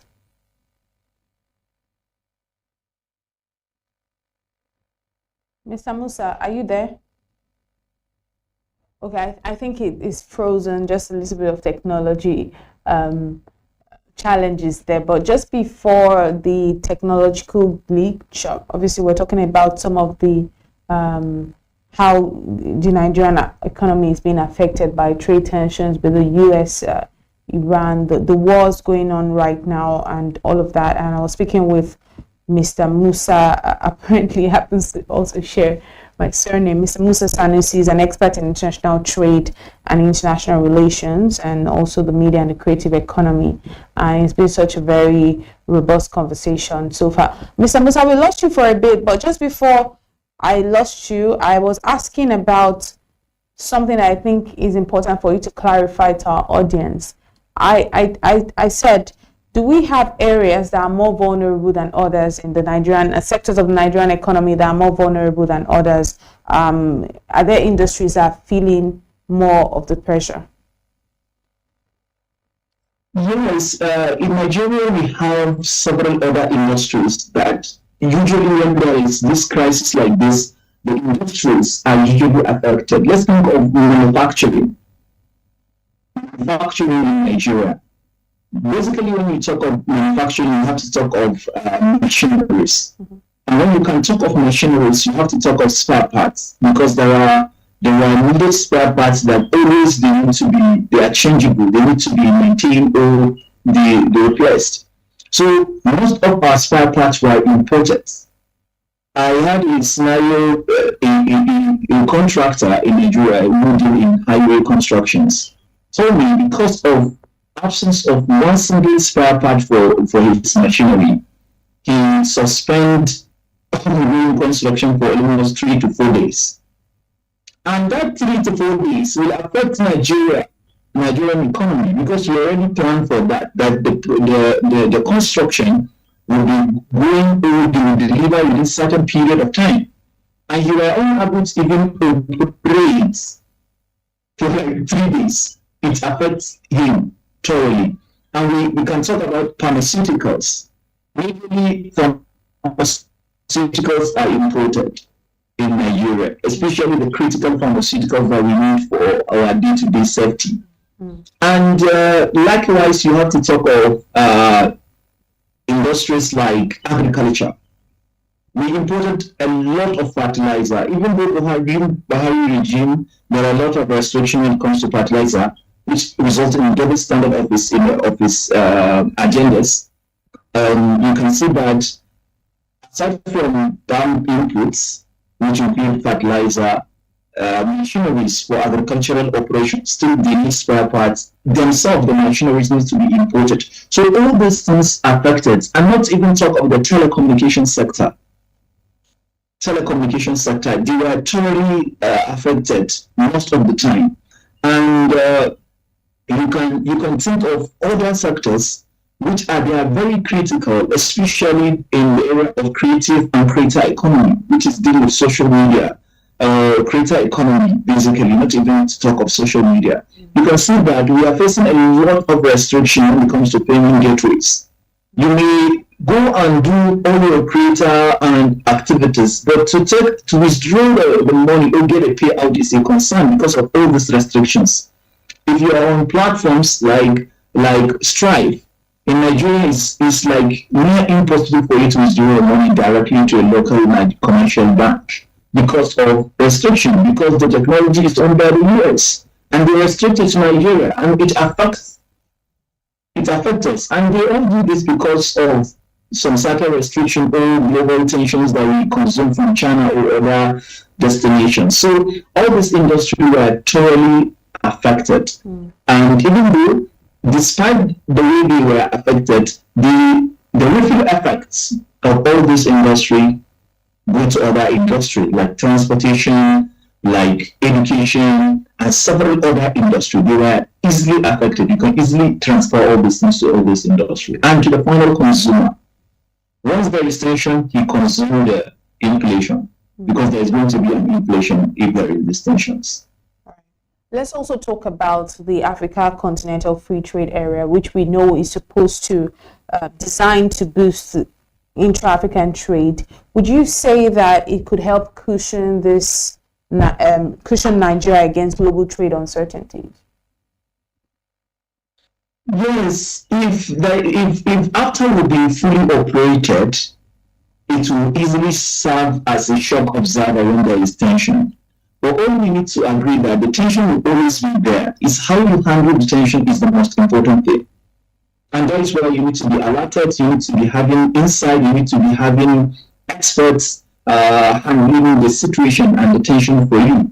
Because after we're designed to promote intra-African trade, because as we speak today, it's very hard for a Nigerian to travel to different South Africa, which included Namibia and the likes, who would even travel to Morocco. The price of airline flight ticket is exaggerated. It's not easy for you to travel to other countries.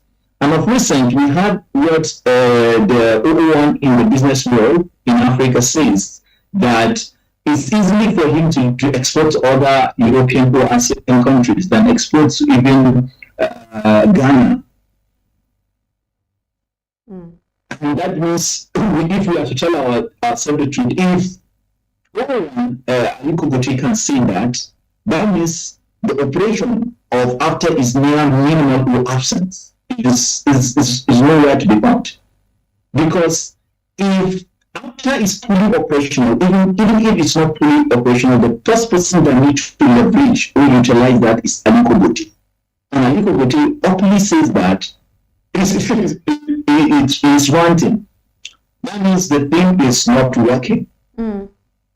So, if AFTA can be fully operational, and also we could be able to build a financial infrastructure to encourage this operation of AFTA, I'm telling you, within a short period of time, we could be able to be even creating jobs for our youthful population in Africa. And also we could be able to encourage a lot of manufacturers, industrials, and other businesses. And before you know, the tourism creative industry could really start feeling the development. And likewise, we could be able to create protection for our market. Our market is promising, but all these absent policies that need to, policies in absentia are encouraging new activity in the market. And if we can't create a situation whereby after it's fully operational, and all African countries are supporting that, and we create a custom partnership, which after promised us that we create another financial infrastructure, we married it together. I'm telling you, we are unstoppable, and we could easily be able to create a shock observer for global tensions. But for now, after we all have to tell ourselves the truth, after it's not operational, And even if it is operational, there are a lot of local crises and tensions from insecurity to government inefficiency, corruption, and several other things are affecting the operation of ARTA. So let's go beyond government intervention, right? Are there some practical steps that businesses can take to reduce their exposure to those global trade shocks and also build some resilient supply chains? Okay, the first measure that businesses need to take is believe that there is always going to be uncertainty and tensions in the market. And they need to diversify their supply chains, they need to diversify their market they supply to, so that, and also their inventories. If you know that you anticipate that there is going to be tensions, then you need to make sure that you have some stocks of inventories. If you are into manufacturing, that you need ODMs or OEMs or several other industrial inputs or manufacturing inputs or agricultural inputs that usually are exported. Find a way to get them in stock for a certain period of time before you can be able to cushion the situation. Aside from diversification, we need to even invest locally in our sourcing, locally for our supply. If there is anything that we get from outside Nigeria or outside Africa, then there is possibility that we can get a local alternative or local supplier for that. The best thing is invest in this local supply. It is a critical mineral. Invest in it with your mining partner and exploration companies to help you start exploring the opportunities and also get a supply line. It is some agricultural goods that you can easily get locally. Invest in farmers, in other stuff, so that you could be creating a shock observer for your business. And aside from that, you need to be working with professionals and experts who can help you cushion the situation. Because if you are working with non-experts, it's easy for you to have a situation that you could not be able to handle. But the market is there's always uncertainty in the market. There's always going to be tensions in the market. It's just for you to have experts who are handling that for you and a data. Right. Always be working with data. And with the advantage, with the development in the AI technology, it's easy for you to collect the data, interpret the data, and also give the data to experts to process it and interpret the data by human. Then you let you and you start working on that. Right. Thank you very much, Mr. Musa Sanusi Ahmed, Principal Trade Media Company. Thank you so much for sharing your insight with us this morning on Business Morning Live. While you're still watching Business Morning Live here on BusinessDay Television, up next is Social Listening. Do stay with us.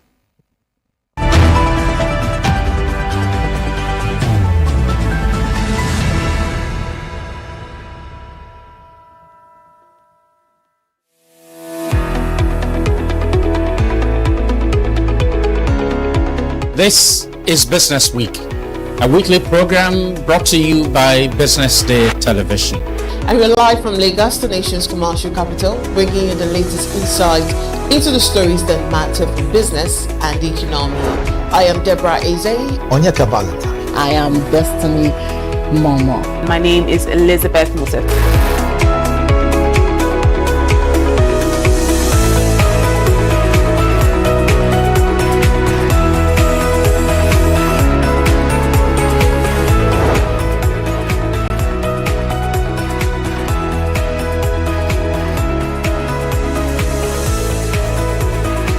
When you think of business, think no more, think Business Day. I know that BusinessDay Television will go places. It is the next big thing that will happen to the Nigerian media sector without a shade of doubt.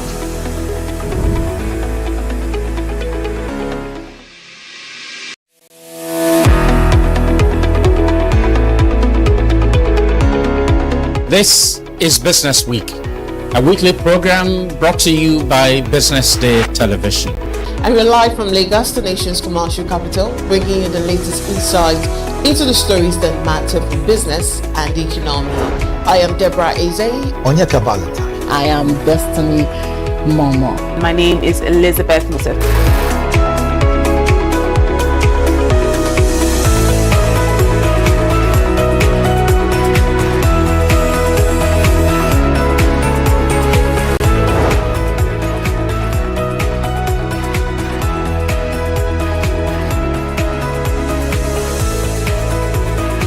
When you think of business, think no more, think Business Day.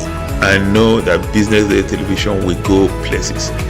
It is the next big thing that will happen to the Nigerian media sector without a shade of doubt.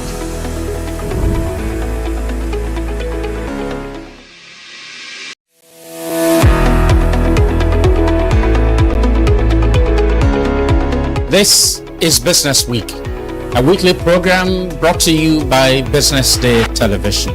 And we're live from Lagos, the nation's commercial capital, bringing you the latest insight into the stories that matter for business and the economy. I am Deborah Eze. Onyeka Valentine. I am Destiny Momo. My name is Elizabeth Musa.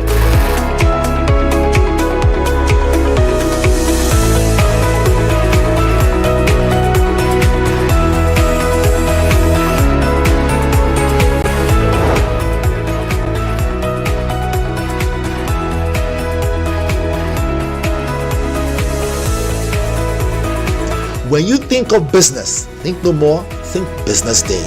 I know that Business Day television will go places. It is the next big thing that will happen to the Nigerian media sector without a shade of doubt.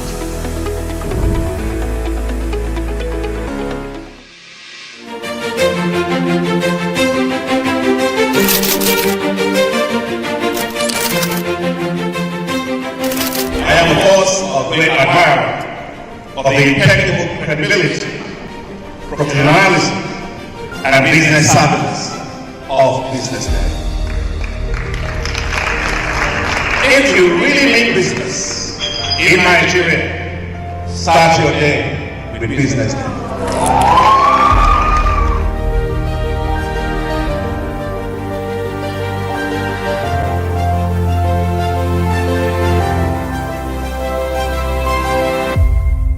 BusinessDay is West Africa's leading provider of business intelligence and information, delivering premium content across diversified media platforms, including online, mobile, and print. Since its inception in 2001 with a weekly newspaper production, BusinessDay has expanded its reach to provide exclusive content accessible through print, mobile, and online channels. At BusinessDay, our mission is clear: to be the foremost provider of business and financial content, empowering readers to make informed decisions in Nigeria and Africa.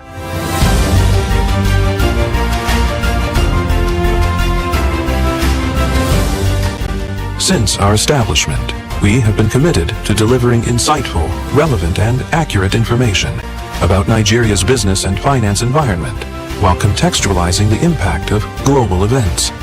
We monitor the stock market, analyze the companies driving it, and report on government policies and their economic implications.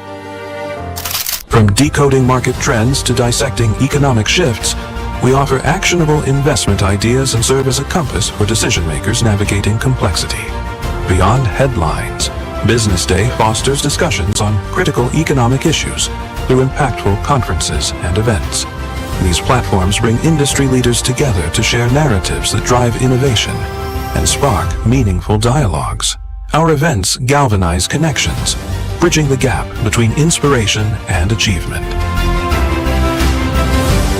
For businesses seeking visibility, our strong digital presence offers unparalleled opportunities, with millions of followers across social media and a dynamic website attracting visitors from within and outside Nigeria. BusinessDay is the ideal platform to boost visibility for your products and services.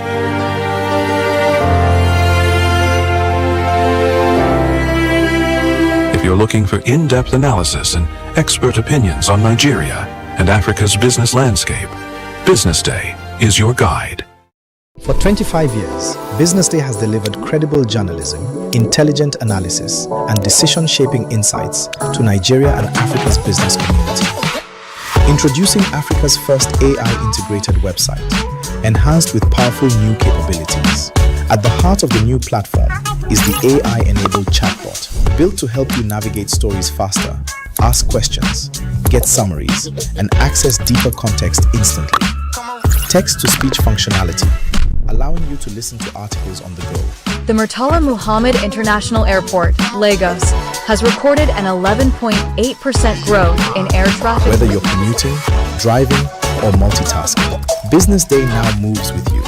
And with our new language translation feature, our journalism becomes even more accessible. You can select your preferred language, thereby expanding reach across diverse audiences in Nigeria, Africa, and beyond. This innovation reinforces our commitment to being not just a news platform, but also a smart, accessible, and future-ready business intelligence hub. As we celebrate 25 years of impact, we step confidently into the future, powered by technology, driven by credibility, and focused on you. Visit the new BusinessDay website today and experience the future of news.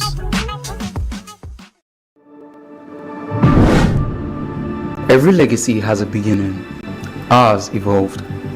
Built on trust and carried forward as a second-generation family legacy, Bemio has grown into Nigeria's largest cash and transit provider, trusted where precision and reliability matter most. But we are more than movement. We deliver protection at every level, from professional guarding to journey management to concierge services. And through Bemio Polo, we reflect the identity, heritage, and standards we uphold. This is modern service. This is a legacy in motion. Bemio, your partner to safer living.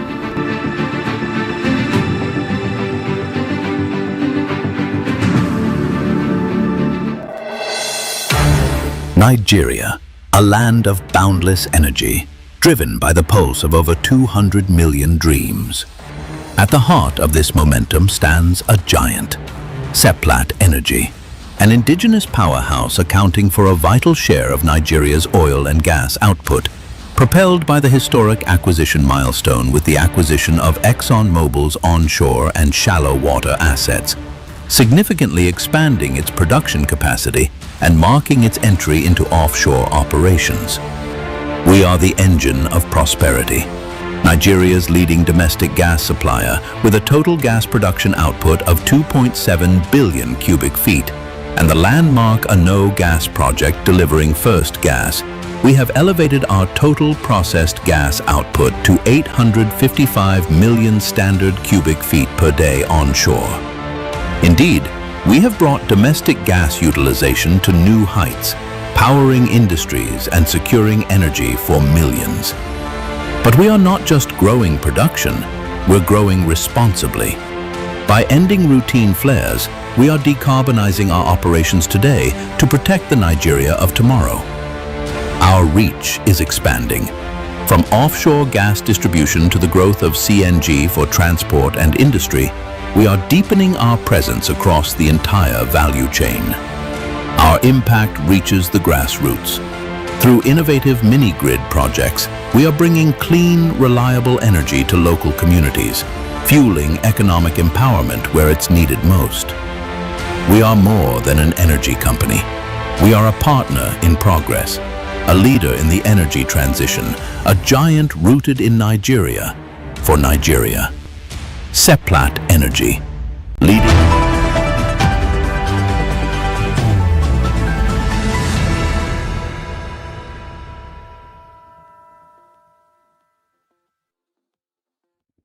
If it's sparking conversations, then we're bringing it to your seat. Welcome to the social listening segment here on Business Morning Live, where we bring to you some of the stories making the rounds on social media, the debate, the conversation that's certainly making everyone tick. My name remains Elizabeth Musa. Let's get into our first conversation today. Now, for the first conversation, to the Federal High Court in Abuja on Thursday has sentenced 3 terrorists linked to the May abduction of the school children and teachers in Orire local government area of Oyo State to life imprisonment. Now, Justice Salim Ibrahim sentenced the 3 men after they pleaded guilty to some of the 10 terrorism charges preferred against them by the federal government. The News Agency of Nigeria reports that Abdul Razak Umar, aka Abu Khalifa or Abu Khalid, and Shamsu Adamusani, as well as Yunusa Musa, pleaded guilty to court to count of 4 and 6. We'll see some of the reactions on social media and see how Nigerians are reacting to this very unfortunate development. But we'll see how we have more Nigerians reacting to this story on social media. That's a comment from Shola. Shola says, this is not a life imprisonment case. They should be facing death sentence. Anything aside that is totally unacceptable. Just look at the very silly judgment they're giving people that behead a human being. Nigeria is sick. Wow. Wow, that's a comment from Shola. Let's see if we have more reactions. Christopher says, this is how it should be. Crimes that terrorize children, families, and communities deserve serious consequences. Let's see if we have one more reaction to this story on social media. There's a comment from Deronke. Deronke says, life imprisonment. So what about the teacher that was beheaded? She also goes on to say, why can't they be sentenced to death? That is a very, very valid question. I think there's one final one from Michael. Michael says, it surprised me that the government are not doing the necessary things. These people love to destroy and take over people's land and life. They should be used as sample, more like as example to others. We need more ruthless punishment for kidnapping and terrorism. I agree with that. I agree with that. We can't have people who abduct people, who take lands, who behead people, who kill people, and we're giving them maybe tampering mercy with judgment. No, we don't tamper mercy with judgment for killers, for murderers, for abductors, for kidnappers, for anything like that. We don't. But we move on now to our next conversation this morning. An aircraft which is operated by Enugu Air skidded off the runway of the Benin airport during landing on Thursday. Now, this plane with registration number 5NENR had no fewer than 68 passengers on board. And this is excluding the crew members. Now, the airline said all passengers and crew safely disembarked from the aircraft with no injuries or casualties recorded. Enugu Air said the safety of its passengers, the crew, and operations remain its top priority, adding that further updates will be communicated through its official channels. You know, just seeing that plane, that's a video right there of the plane which skidded off the Benin airport runway. So I have a lot of questions, to be fair. I have a lot of questions to ask, like what happened, how did we get there, just thankful for safety at the end of the day. That's my most important final comment. But let's see some of the remarks on social media and see how Nigerians are reacting to this conversation. Now, that's a comment from Adebayo. It says, after extorting Nigerians with high fees, they won't still do the needful by making sure that the planes are in good shape before being cleared for usage. Now you risk the lives of the same people you extort. Very unfair. That's a very accurate remark from Adebayo. Let's see if we have more remarks. Olatok says, oh my goodness, hope all the passengers and crew are okay. Well, what in the world was the maintenance team doing to have allowed the plane to fly in such a condition? Those are my same questions. I'm asking the same question. There's a comment from Efus that says, thank God, to those who escaped this disaster, is worth your testimony and thanksgiving. Gather your loved ones and celebrate for being alive. Call those who offended and those you offended to make peace. Life is too short to be holding grudges against one another. I agree. Do we have a more comment? Atta Daniel says, thank God it ended in a crash landing and not something worse. Wishing everyone on board a full recovery if anyone was injured. But I'm just thankful that we're not talking about something more disastrous. It's bad enough that it's skidded off the runway, but I'm so thankful that lives were not lost in the process. So we're thankful for that. Just like the commenter said, everyone who was on that plane needs to gather their family members and do a proper thanksgiving, because this could have only been a miracle. But I personally, beyond miracles and whatnot, I think they need to hold the officials accountable. They need to hold whoever allowed that plane fly. If the plane was not in good condition, they need to hold them to account.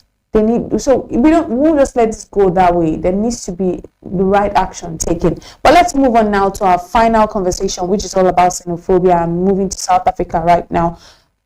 Our former Miss Universe Nigeria, Chidima Adeshina, was met with anti-immigrant chants outside the South African court on Monday as she appeared in a case which challenged her planned deportation, obviously from South Africa back to Nigeria.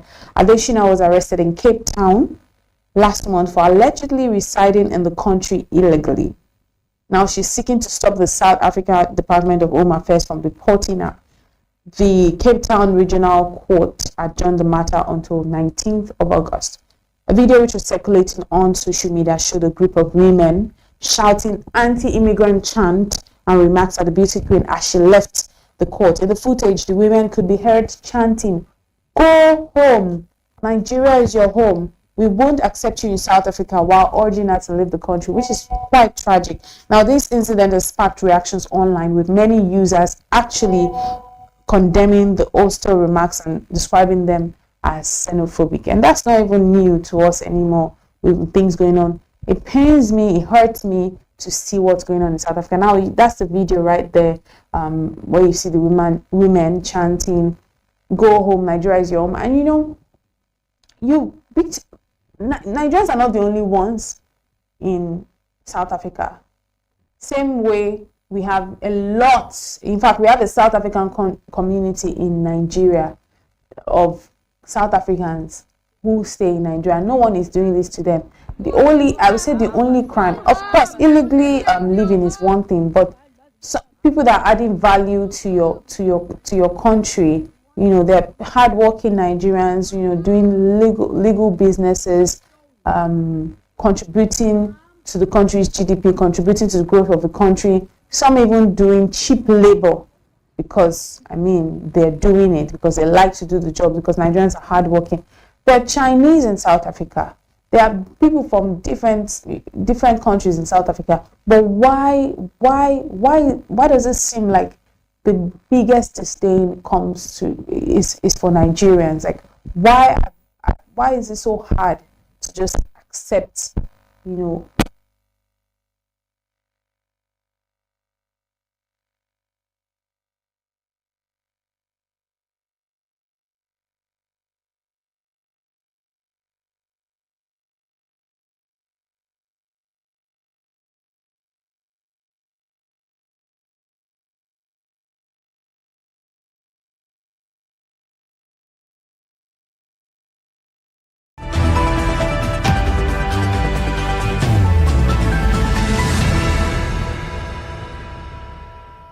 At Providence Bank, we're committed to your growth and success.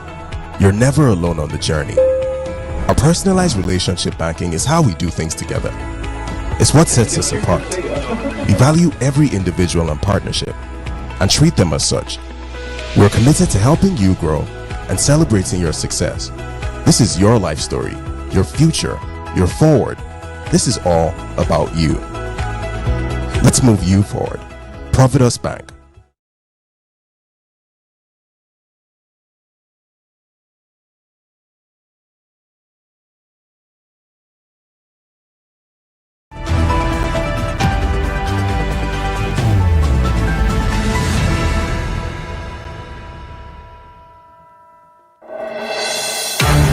Nigeria, a land of boundless energy, driven by the pulse of over 200 million dreams. At the heart of this momentum stands a giant, Seplat Energy, an indigenous powerhouse accounting for a vital share of Nigeria's oil and gas output, propelled by the historic acquisition milestone with the acquisition of ExxonMobil's onshore and shallow water assets, significantly expanding its production capacity and marking its entry into offshore operations. We are the engine of prosperity, Nigeria's leading domestic gas supplier with a total gas production output of 2.7 billion cubic feet and the landmark Ano gas project delivering first gas. We have elevated our total processed gas output to 855 million standard cubic feet per day onshore. Indeed, we have brought domestic gas utilization to new heights, powering industries and securing energy for millions. But we are not just growing production, we're growing responsibly. By ending routine flares, we are decarbonizing our operations today to protect the Nigeria of tomorrow. Our reach is expanding. From offshore gas distribution to the growth of CNG for transport and industry, we are deepening our presence across the entire value chain. Our impact reaches the grassroots. Through innovative mini-grid projects, we are bringing clean, reliable energy to local communities, fueling economic empowerment where it's needed most. We are more than an energy company. We are a partner in progress, a leader in the energy transition, a giant rooted in Nigeria for Nigeria. Seplat Energy, leading Nigeria's energy transition, powering the future.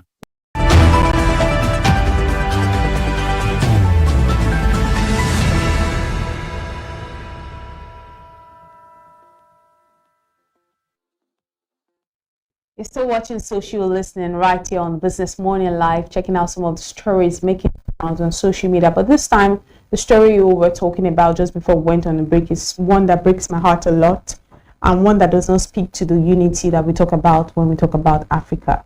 Africa is a place where we love each other. Africans are lovely people. We're brothers and sisters across the East, West, South Africa. But unfortunately, some of our brothers in South Africa do not think the same. And that's why we're seeing these xenophobic attacks. And then Chidima Jesina, Miss Universe Nigeria, who happened to represent Miss Universe Nigeria because of the fact that she was denied. She was actually in the Miss South Africa competition, but South African said she can't represent them. And she's lived in South Africa all her life. And Nigeria opened the arms to her and allowed her to represent in Nigeria, and now she's back to South Africa, but South Africans are still not having it. They're still saying she should go back home. She's not one of them and all of that, and she's trying her best to defend her right to live in the country, and it's really sad. But let's see some of the reactions on social media to this conversation that has taken the social media by storm. I hope she wins. I mean, let's see how this whole thing pans out. There's a comment from Irabo Omonzoje. It says, I really don't understand why she's fighting so hard to remain where she's clearly not wanted. You don't have to return to Nigeria if you hate it that much, but move out of that place. That's a very cogent remark. I mean, they say every time that go where you're loved. Arthur says, even if she wins the said case, she will never be able to work freely in that xenophobic country without her safety and security being in danger. Since South Africa wants to be an island, the whole of Africa should make that possible. Well, Savisi said she represents resilience, not their insecurity. Nigeria welcomed her with open arms, and she's going to shine regardless. Why are South Africans always threatened by excellence? That's such a very, very thought-provoking question. Don Kofi Admin says, seems she loves the attention and humiliation as well, because I don't understand why you want to live where they literally want to kill you if they got the chance. What exactly does she stand to gain from South Africa? You know, I've seen some commenters saying that what is really even bad about Nigeria, Nigeria seems to be a terrible place so much that she's trying so hard to stay in a place where she's not wanted. And honestly, I don't blame those people saying that, because clearly the same Nigerians opened their arms and said, okay, they don't want you in Miss SA, come and represent us since your father is Nigerian, but your mom is South Africa, you believe in South Africa, you're like, come and represent us. And you represented and still went back to South Africa, and they're still telling you they don't want you. It just, I don't know, personally, if there's an identity crisis that she's going or dealing with, or if she needs to find another country to move to. But being where you are not wanted is never a good idea. But we will leave it here today on the social listening segment. More than anything, we pray for African unity. We pray that our brothers in South Africa and Kenya, in different parts of the world, we understand that we are one. We are one. We're brothers, we're sisters. Racism cannot exist within the continent. If we're fighting racism, from other parts, how can we as brothers and sisters from the East and the West and South, why should we, or particularly to South Africans who are just in this, to the ones, because there are lots of them who are amazing, but to the ones who are not tolerant to Nigerians, to other Africans, or maybe particularly Nigerians, I hope that you sit down and have a rethink to this attitude. But that's all we'll leave it today on Social Listening. My name remains Elizabeth Musa. Until next week, stay safe.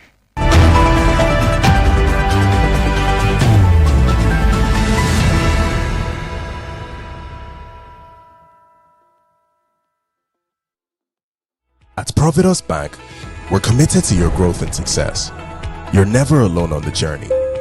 Our personalized relationship banking is how we do things together. It's what sets us apart. We value every individual and partnership and treat them as such. We're committed to helping you grow and celebrating your success. This is your life story, your future, your forward. This is all about you. Let's move you forward. Providus Bank.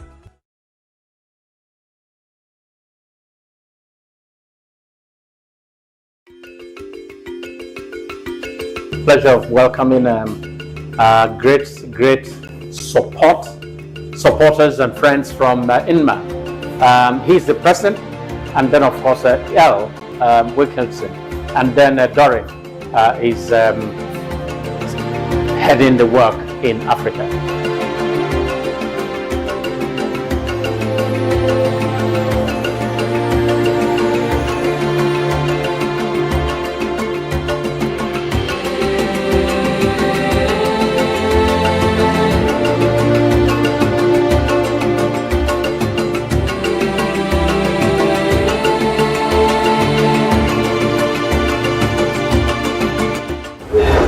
Honored that you're hosting us today. We look forward to a positive exchange of ideas and strategies to make our industry better. With me is Al Wilkinson. He's President and Executive Director of International Media Association. All right, guys. And we're happy to have him here. I'll let him tell you guys more about him and why he's here.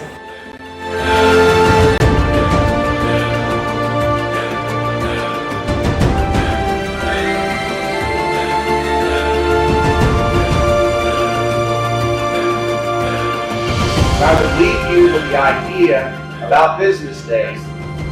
No platform can take it. No AI can replicate it. No competitor can buy it. So here's a little advice. Defend it. Build it. Invest in it. Because folks, the decade ahead is going to belong to news organizations that are unmistakably themselves. They're not boring. They're not neutral. Who are you? Answer that question. You'll figure out the next one. Thanks a lot.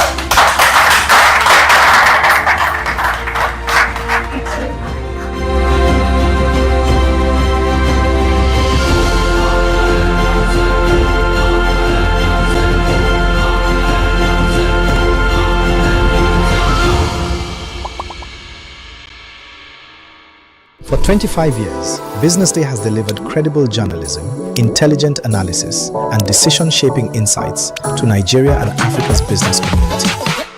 Introducing Africa's first AI-integrated website, enhanced with powerful new capabilities. At the heart of the new platform is the AI-enabled chatbot, built to help you navigate stories faster, ask questions, get summaries, and access deeper context instantly. Text-to-speech functionality, allowing you to listen to articles on the go. The Murtala Muhammad International Airport, Lagos, has recorded an 11.8% growth in air traffic. Whether you're commuting, driving, or multitasking, Business Day now moves with you. And with our new language translation feature, our journalism becomes even more accessible. You can select your preferred language, thereby expanding reach across diverse audiences in Nigeria, Africa, and beyond. This innovation reinforces our commitment to being not just a news platform, but also a smart, accessible, and future-ready business intelligence hub. As we celebrate 25 years of impact, we step confidently into the future, powered by technology driven by credibility and focused on you. Visit the new Business Day website today and experience the future of news.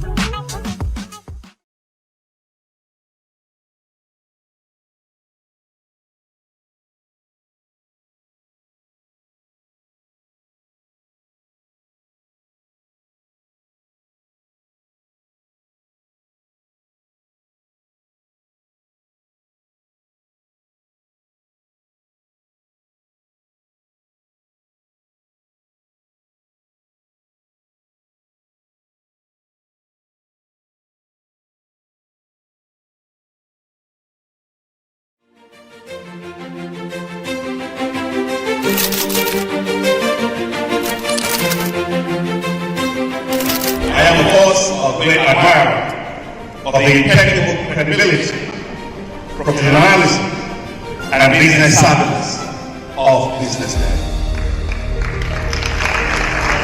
If you really mean business in Nigeria, start your day with BusinessDay.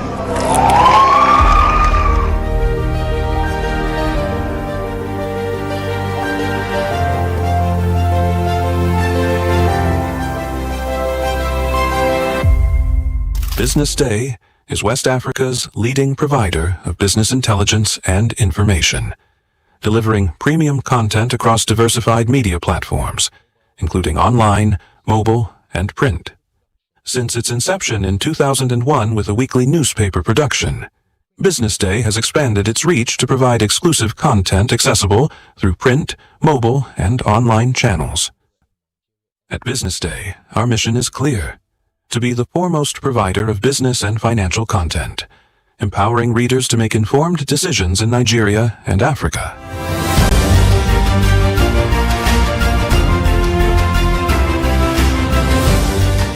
Since our establishment, we have been committed to delivering insightful, relevant, and accurate information about Nigeria's business and finance environment, while contextualizing the impact of global events.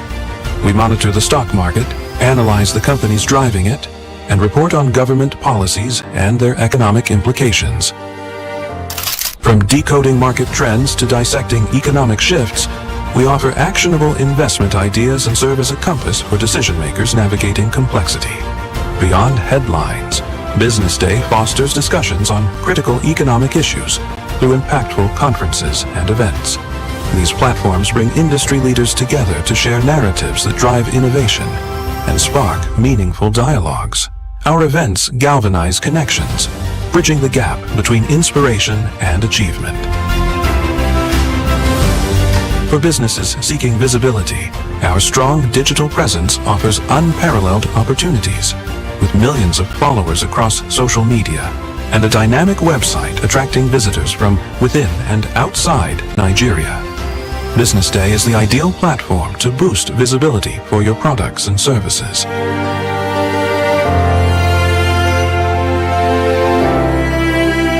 If you're looking for in-depth analysis and expert opinions on Nigeria and Africa's business landscape, Business Day is your guide.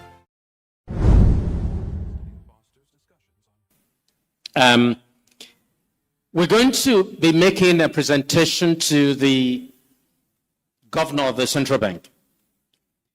Let me, as I said earlier, just remind us that the Governor is here at this event with Mr. Lamido Yuguda, the Deputy Governor in charge of Financial System Stability at the Central Bank of Nigeria. Mr. Yuguda, we welcome you very warmly. As I said, we'll be making a presentation to the Governor, so I'm going to invite Mr. Governor to come up, and once you are up, you don't have to go and come again before we have the fireside chat.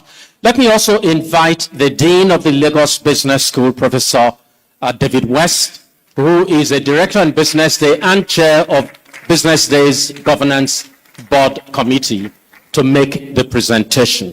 It is our appreciation of the presence of the Governor this morning. As you will recall, we made a presentation to the Minister before he delivered his speech. So the Governor will be getting this same presentation even before he speaks this afternoon.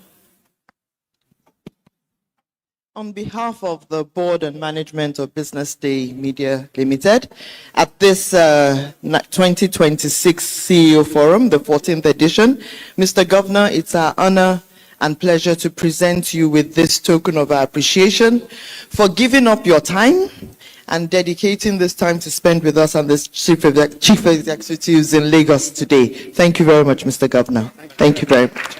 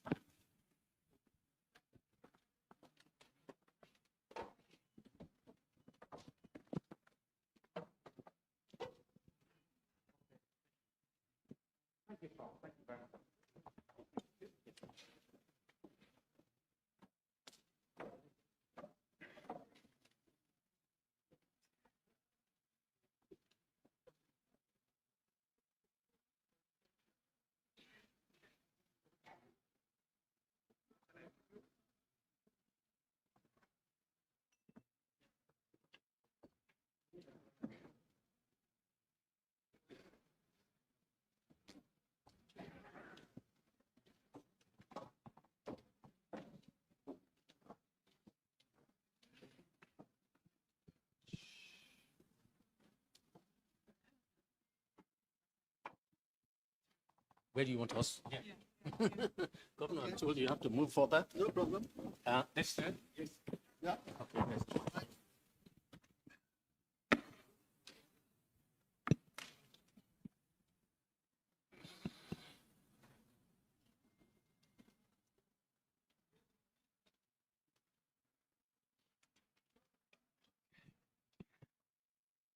Well, Mr. Governor, distinguished guests, ladies and gentlemen, this is probably the moment that you have been waiting for.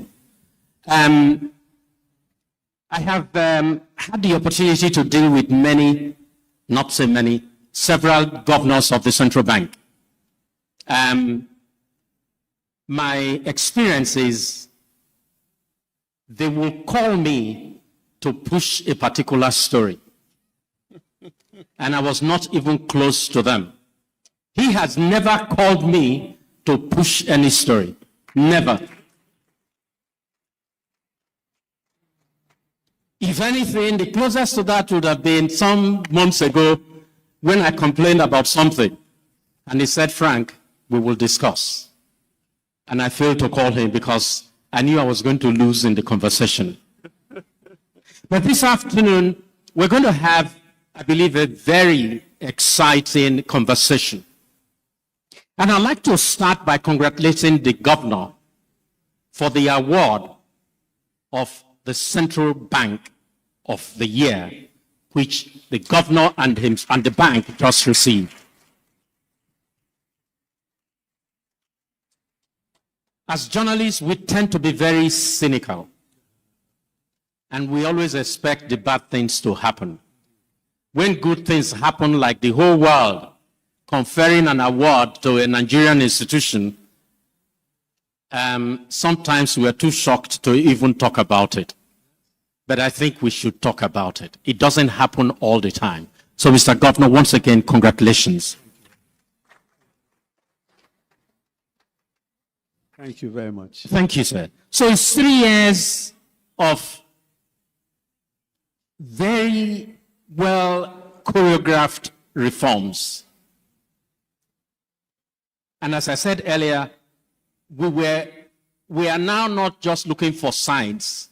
We are indeed dealing with things tangible, things substantive that are the result of the work that you are doing. But let me start by asking you, what would you describe as the biggest success of the policies of the central bank over the last 3 years? Thank you very much, Frank. Thank you. Now, let me, before I answer that question, let me congratulate you and BusinessDay.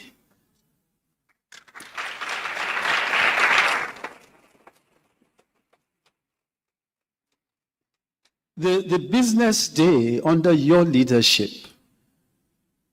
from what I recall, has marked 25 years. 25 years of quality reporting, responsible reporting.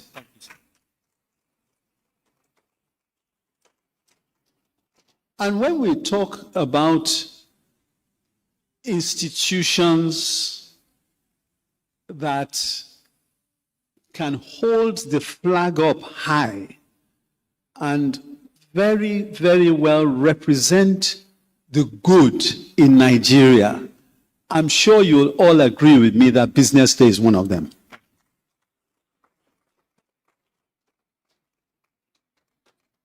So I'd just like to encourage you, continue the way you're going. And many times, as I'm sure we will find during the course of our discussion, you think that the international community aren't watching, but they are. And we're very proud of what Business Day has been able to accomplish. Well done. Now, in terms of the policies that the central bank has embarked upon, and your question directly is, what do we see as the major outcomes of this? One of this would be, of course, and the major thing for many here, I know, and for many Nigerians, is the whole issue of the foreign exchange market and how the foreign exchange market has moved from one with considerable opacity, where difficult to plan, not really knowing what it was all about, to a situation where we have unbundled that and now have a foreign exchange market where the multiplicity of exchange rates, which we were all used to for decades, has disappeared. So that is one of the major things. And, sometimes it's easy for people to forget. You forget that at one point in time, you had to scamper everywhere looking for how to buy your foreign exchange, no matter how small. Even if you are just going on a trip to London or US or Kenya, anywhere, it was a chore for you to have to find foreign exchange to buy. Talk less of those who were in business and couldn't get foreign exchange, as a result of which some were able to get it at a different price from what you eventually got it at. Now, that is a thing of the past. We have a situation where those multiple exchange windows have been collapsed. And something, again, that should be dear to the hearts of many people here. When you travel today, you go with your Naira card. It works.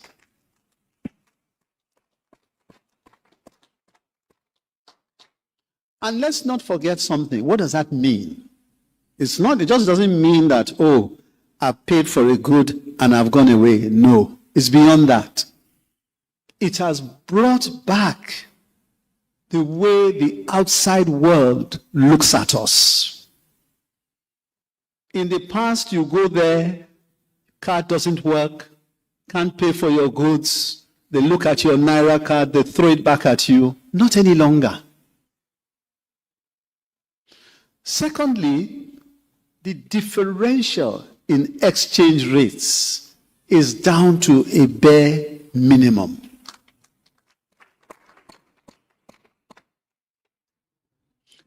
Thirdly, very importantly, the level of our reserves.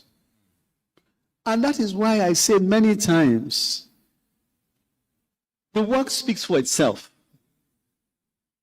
Anybody that wants to argue about what the impact of these reforms have been, go and look at the reserves figure.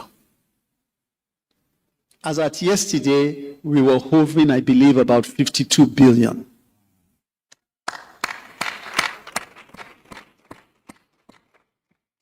when we started, the net exchange reserves, the net reserves figure was in the region of about 3 billion plus. And if you remember, that was a figure that was published at the time by JP Morgan, if you remember, and created a lot of panic in the system. More recently, our net reserves figure, net, is in the 40s.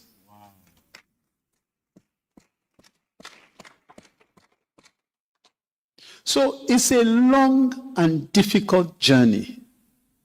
But one message I would like to give to everybody from this particular question is that there has been regime change in the Central Bank of Nigeria. And that regime change is what has brought about these outputs that you are all talking about, the outcomes you are all asking about. And we intend for that not just to continue, but to even get better. Thank you.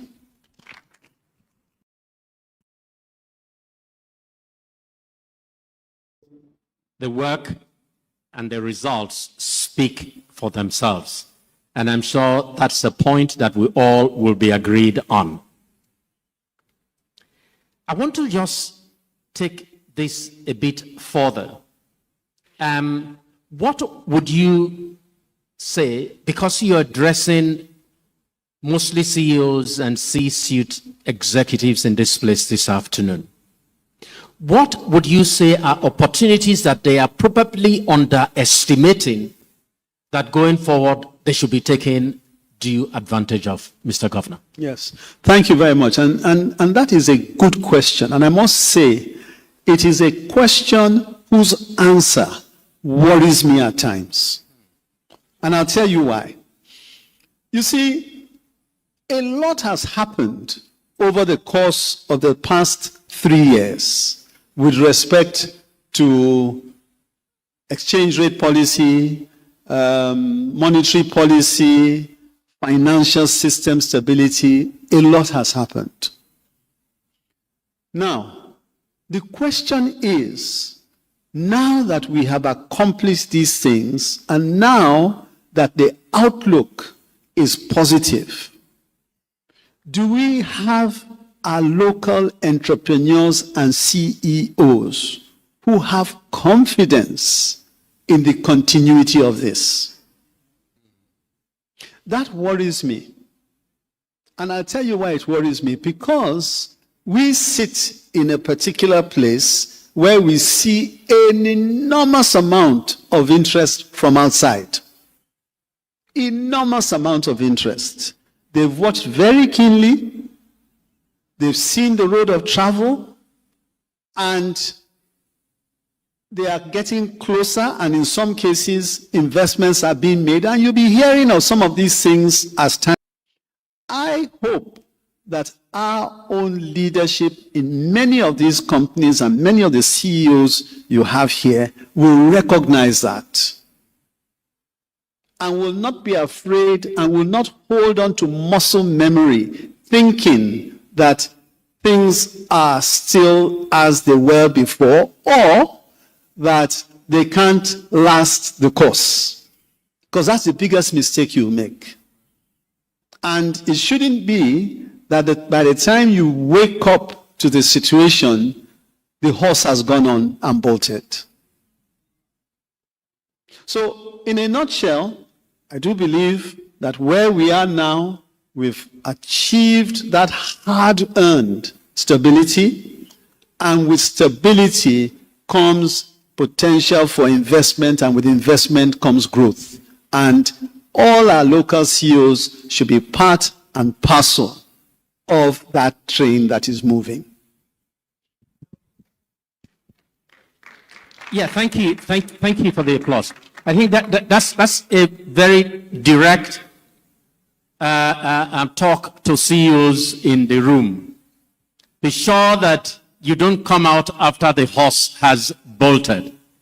At BusinessDay, we believe that The domestic investors need to move, and it is in their moving that you actually get foreign investment to come.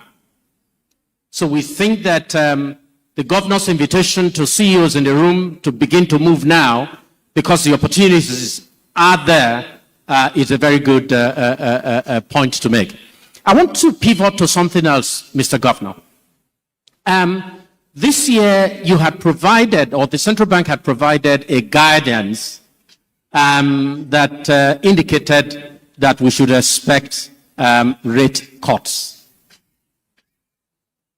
Given the situation that we have, we surveyed 20 economists before today's event, and most of them believe that the central bank will be holding rates when it meets next week.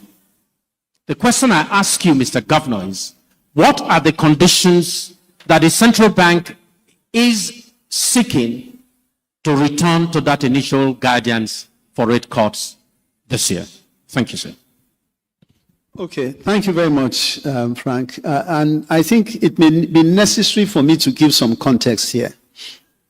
Now, bear in mind that as a result of the tools at the disposal of the Monetary Policy Committee of the Central Bank,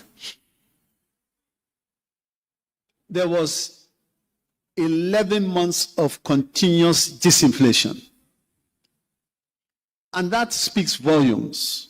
Speaks volumes to, of course, the fact that the way of travel was one where, over a period of time, we would expect interest rates to begin to moderate if it continued in that trajectory.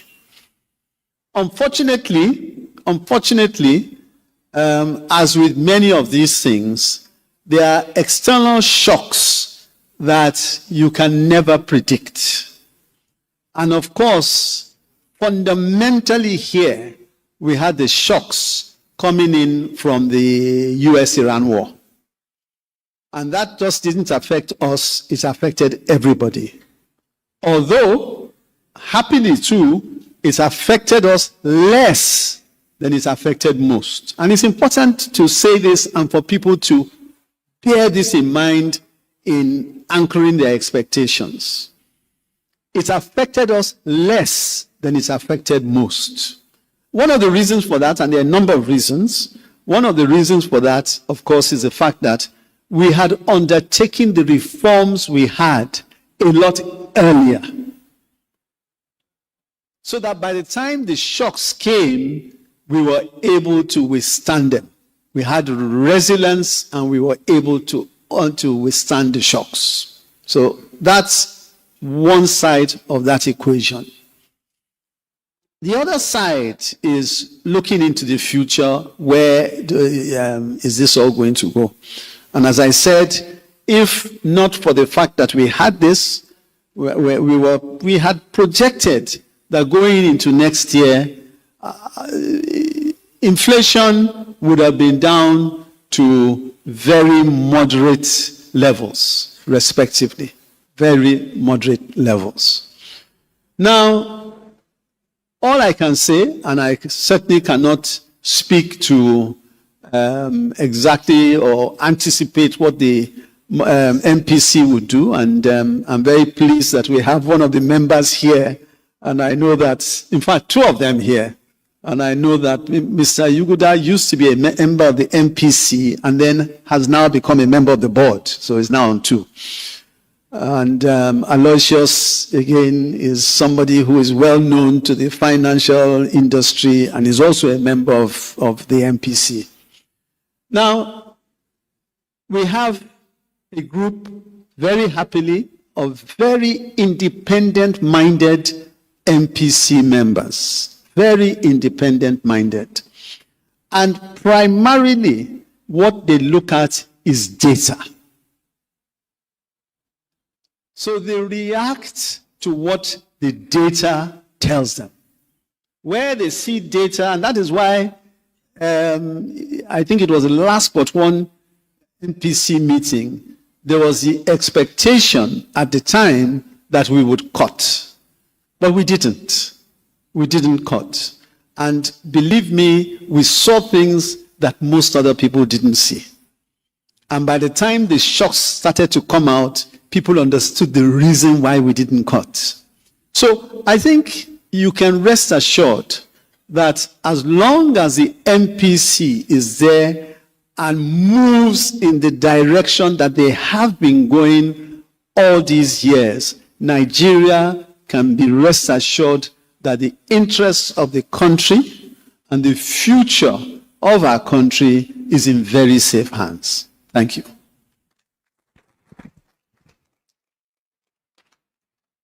Thank you very much, sir. I want to pivot to the FX, and you've already spoken about the reserve accretion, which is at record levels. And I'm sure that, what we do not always say is that unlike many other government institutions, the central bank is working for every Nigerian, whether he's in the village, whether he's in the city, whether he's in the air, whether he's on the ground. There is no other government institution that impacts the day-to-day life of the people as the work of the central bank does. Now, this question I'd like to ask. At $52 billion in reserve, as cynical as we are as journalists, no one could have imagined that that was a possible destination. I can tell you that. I mean, maybe people are too shocked to even talk about it. That's why they are quiet. And the problem is, your central bank has been so credible that people would not say, don't mind them, do you believe the figures? But let me ask you, where do you see the trajectory of the reserves? And at $52 billion in reserves, is there any other thing you want to target? Thank you, sir. Yeah. Well, it's a good question, and you're right. When we were building these reserves, there was a lot of cynicism, and still is in some respects, but less so now. And I remember, I make reference to this. I remember when we said we needed to diversify our reserve base. And one of the things we decided to go after at the time, if you recall, was the diaspora remittances. And we put together teams. We worked very closely with the banks. We went far and wide. We visited different countries. And at the time, we gave ourselves a goal that we would double the remittance inflows between the time we started and the end of the year, and we did exactly that.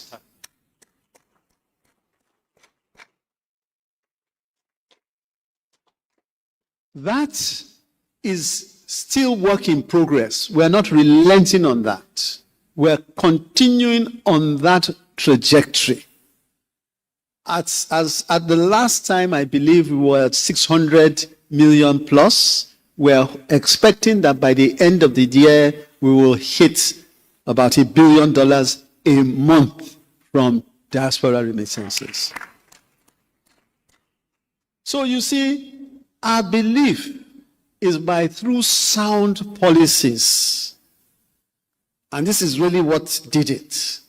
Understanding, meeting with them, understanding where the pain points were, revamping our own policies to ensure that there was free entry, free exit for everybody.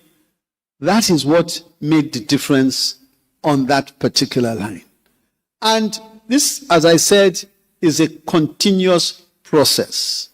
Now, there tends to be a misconception with respect to reserves, the reserve figure, and the way and manner in which these are deployed. Okay? Because sometimes I hear, oh, you have so much reserves, why don't you do this or intervene here or intervene there? That's not the objective of your reserves figure. It isn't. Your reserves figure, and that's why it's actually called reserves. That's why that's everybody knows what reserve is. Keep it there. That's the reserve. It's not meant to be used for day-to-day management of anything. What we do, where you need to go to it is a reserve, you take it, you intervene if you have to. Today, the liquidity of our foreign exchange market is such that it is really and truly allowing us to operate a system that it is truly a reserve, in the sense that buying and selling takes care all on its own, with minimum interference from the central bank. This, I don't believe, has happened for as long as I was in banking, because I remember in those days, everybody waited for the central bank to come in and intervene. And once they intervened, they went back to sleep. This is how our foreign exchange has operated all these years. But we have now moved beyond that. And what is the beauty of that? The beauty is where you have shocks, where you have unseen things that are likely to create huge volatility in your market, you have the wherewithal to come out and defend and do the right things to ensure that your currency stays stable. So for us, that is the greater use of reserves. It's the greater use of reserves. So to answer your question, it's still a journey. Yeah, it's still a journey. We are not there yet, but we certainly feel that there's need to continue to organically grow our reserve level, to a level where it will, today's level of reserves is, I believe, about 10 months of import cover. 10 months of import cover. So you can literally, and anybody coming to invest in Nigeria, these are the things they look at in determining whether it is worth taking a bet on our currency. Okay. And doing this consistently for a number of years, months, whatever you want to call it, is what is giving confidence to not just internal stakeholders, but those who also operate internationally. Thank you, sir. Thank you very much. I want to return to the matter of bank recapitalization. And I would start by congratulating you. When you set about it, there were noises all over the place, whether about the pace at which it was going to be done or the quantum that you had decreed. But it has gone very well. Between 4 and 5 trillion naira has been brought in as new capital for banks. So congratulations, sir. I don't know what data the central bank had or what data you had before you agreed the level of recapitalization that was required. But as a journalist and manager of a business, I'd like to ask you a question. Are you satisfied that the capital that the banks have accumulated is being deployed, and how it is that it appears as if the federal government, through the support for treasury bills and other federal government assets, appear to be the major beneficiary of the banking recapitalization? Is my analysis wrong, Mr. Governor? Well, short term, maybe it's not wrong. But long term, not even long term, but in the course of time, I'm confident that will change. But let me, before I address that, let me also make reference to what you said earlier with respect to data that guided the course we took. Now, I will say that you've described it exactly the way it was, which is, and I remember that this was about 3 years ago, or 2.5 years ago actually, at the Chartered Institute of Bankers evening, where this announcement was made, and there was an enormous amount of pushback and all that kind of stuff. And you posed the question as to how did we arrive at that decision? Okay. Now, really and truly, our belief at the time was that we needed to build resilience in our banking system. We needed to build resilience in our banking system. And there were a number of things which, in our view, stood in the way of getting to that resilience. Okay.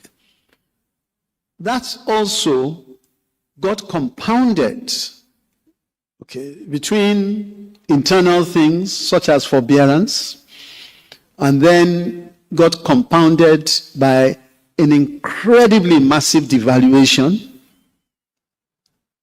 which now conspired to show, after a period of time, that it was a foregone matter. It had to be done. And I believe that the banks much later began to realize that it was something that was well conceived and was in their best interest. And that is why I believe it went as successfully as it did, because we were able to create that buy-in. Initially, there was resistance, but with time, there was buy-in. And the banks could see that it was in their best interest to do so. So yes, we're very happy, we're very proud of the outcome. Indeed, let us not even forget something, and it's something that many people tend to forget. Our own banking system is very different from many others. On the African continent, we more or less dominate. We more or less dominate. Our banks are everywhere. Okay, you can argue about the South African model compared to the Nigerian model. That's a different matter. It's almost like comparing the US model to the European model. Completely different. But our banks dominate the African continent. They are everywhere. They are even in Europe. They are in America. Okay. So with that goes the responsibility to carry adequate capital along with you. The outcome of this has ensured that they are more resilient. Just as what I was saying about the central bank, they too have created more buffers to withstand shocks. And that is very important. And by the way, let me even add to that. Our oversight on banks does not stop at the fact that you have raised capital. No, it's going to be continuous. Because we need a strong, resilient banking sector to be able to take us to where we want to go to. Issue of investment, treasury bills, yes, but in the goodness of time, when all these different actions begin to settle, we believe inflation will come down, interest rates will come down, it will be a different ballgame. We also believe that banks will now be better poised. They'll be much better poised. And when we talk about being better poised, it also requires skills to be able to serve the SMEs and others where lending is perhaps a lot more tricky than what they've been used to in the past. The environment has changed, and it is going to be an opportunity for those who have the capacity, and I can see that a lot of the banks are building capacity for the future to be able to take on some of these things without any problem. Thank you very much, Mr. Governor. I have two more questions. One is related to the answers that you just gave. We have been at Business Day looking at banking and impact of banking across the African continent. And we have different examples. You take, for instance, in Kenya, where the central bank prescribes lending level. I'm not talking about the rates, but in terms of volume. And the last report of the Central Bank of Kenya, the banks exceeded the prescribed level by the central bank, which means they lent more to the private sector than even the Bank of Kenya was willing to prescribe. Now, I hear the banks here talk about not having a tidy or a healthy pipeline of projects, and the banks are not meant to just carry cash and be distributing it all over the place. Yes. But that for me is an admission of a problem. How, in your view, can we deal with that problem so that truly our banks can become banks and do banking as banks elsewhere, Mr. Governor? Yes. No, thank you, Frank. And it's a very, very good question indeed. It's a very good question. Because let's be fair to the banks. People don't take risks, or they shouldn't take risks that will put them in trouble. They take risks that are well thought through, well analyzed, and protects them. Because at the end of the day, they hold depositors' money. So I fully agree with you that the expectation should not be for them to throw money anywhere. It should not be. And a couple of things I will say. One, we've seen, I think everybody here has seen the recent unsettling nature of the exposures that banks had, especially to oil and gas. Especially to oil and gas. I mean, I'm sure there's nobody here that is not aware. You wake up every day and read it in the newspapers. So, and my expectation is two things. One, banks would have learned their lessons. And two, to ensure that banks take on the risks where they have the expertise to be able to support. Because once you disburse money, it doesn't stop there. Here we are talking about what we expected with respect to interest rates and managing that process vis-a-vis what came out. Whoever anticipated the shock that we would get from the US-Iran war, whoever expected that? It comes, and it comes with its own dysfunctions. It's the same with the banking industry. Lending to corporates, lending to SMEs, there are things that are not anticipated. Mm-hmm. So you need to be able to have a view of where certain things are headed.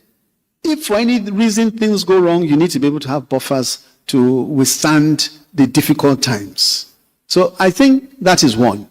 And some of these areas are hugely specialized, where you need extremely sophisticated skills to be able to manage them. And that is something which we at the central bank are determined to work closely with the banking system to help them to develop that skill base, to be able to put them at par with banks internationally. Thank you very much, sir. You have already said that your oversight work with the banks does not end in recapitalization, that it's going to be a continuous thing. We will, as they say, keep our gunpowder and we will watch. Now, I will ask my last question, and it's almost a personal question. Some months ago, I had the opportunity to go to the home of a retired senior government official. and I don't mingle with many government officials, especially those from the corporation where this man retired from. And he told me something. He said, Frank, if you have a good mind, we were talking about interference by politicians. And if you want to know, I'm talking about NNPC. This gentleman said to me, if you have a good mind and you have the courage to do good, there is enough room, regardless of the so-called government interference, to be able to leave your mark. And the only reason I went to him was that he left his mark. So let me ask you, Mr. Governor, where do you find the courage to do some of the things that you do and the ability to consistently do them? I mean, I've known you before you became the governor, but I didn't know you were this tough.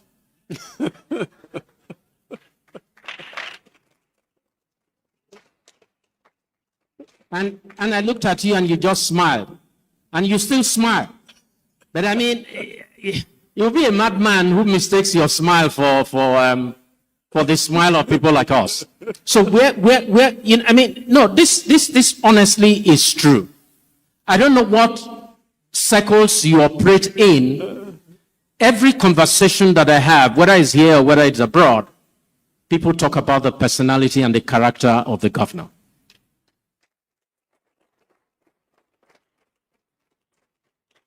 And I'm not saying this because he's here or saying this so that you can clap. If you want to contradict me, I will be glad to take on this with you offline. I usually have conversations. Just one distraction before I come back to the governor. We were at a conference at Hilton Hotel, and I was arguing about this corporation being very misguided. And the executive director who represented the chief of the corporation said I did not know what I was saying. And I said something to him. When you retire, I would like to have coffee with you to see whether you maintain the same position. Not 6 months after he retired, he called me and said he wanted to do a column for BusinessDay. And I said, you? Why? He said, the rubbish that I was seeing when I was in government. I said, no. You keep your column. So when people do good, Nigerians must learn to identify it and commend it in the hope that we can get more people to do good as well. So let me come back to you. Where do you find the courage to do this? Where do you find the strength to just stay the course? Thank you, sir. Well, Frank, when you said you were going to ask a personal question, I didn't know that it was going to be this personal. But I will answer you as frankly as I can, especially to honor you as Frank. Thank you, sir.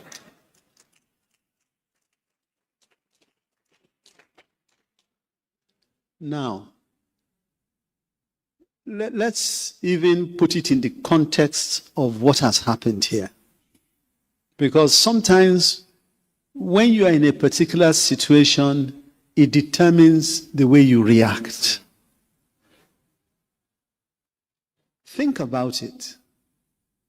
Think about it.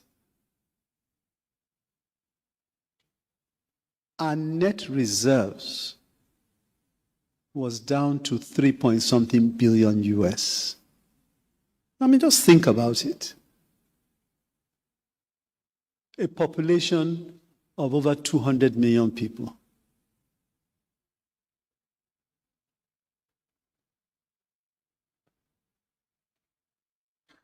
I mean, let's think of the implications of that. Plus, we were also owing, remember? Yes. $7 billion. What's left? I mean, what is left? Confidence out of the window. panic.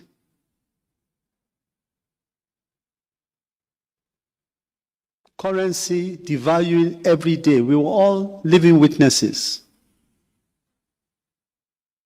Many people were were looking for the opportunity to externalize anything and run away. Cars, houses, fridges, just externalize it and run away.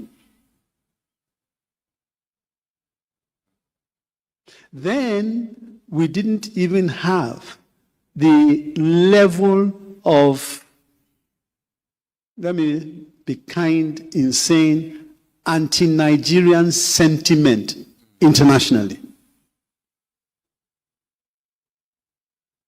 We've all seen it. We didn't have it. So you can see we were in a very bad place, going to a worse place. And let me tell you something. That 3.3 that you press quote liberally, it went down even more. We can talk about it now. At the time, we couldn't. So while I will crave your indulgence and say, okay, 3.8, it went down even more. So the situation was a very, very bad situation. And when you find yourself in this kind of a situation, and by the way, let me say something else. I must add to this too. Majority of the people I was talking to at the time, both locally and internationally, everybody had lost hope. Nobody believed that anything was going to come out of the road of travel. Nobody. They felt you were firmly going to head up in one direction. I used to put on the TV and nothing good used to come out of it. Most times, of course, it was all directed at me, and I was saying, well, I didn't do it. I'm here to solve the problem. I didn't do it. But anyway, no problem. So, seeing all that and looking at what is the future for our country? Is this where it's all going to end? And that is even for us. What about for those who are coming behind? What's the hope? Little did I know that further down the line, the US, Europe, parts of Europe, South Africa, sentiment was even getting worse. Did I even imagine it would get to that stage? I didn't. Maybe if one was in that same situation today, it would have been 3-4 times as bold if you could, because you knew that that was the end of the road. So that was literally the situation we were faced with. Very, very, very bad situation. And in such a situation, for you to save it, is either, or for your reaction to it, let me not say to save it, your reaction to it is either you look at it, you put down your pen and paper, and you run away. Or you face it with everything you have. Because you realize that it's not about you. It's not about you. And believe me, if it was about me, I wouldn't do it. Life would be a lot easier and less stressful and less exposing yourself a lot less. But you have got to think of the so many hundreds of millions of people, not just today, but for the future. And the responsibility lied solely on your shoulders to ensure that you are able to take the country out of the huge problem it was in. So with that, you've got to attack it with everything you have. You can't be there lily-livered. You can't be a nice guy in taking the difficult decisions that will save the country. You cannot.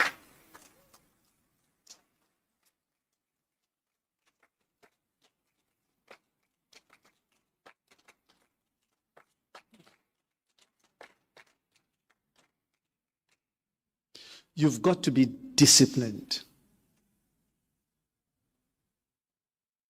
If you didn't have integrity, go and find it and put it to use.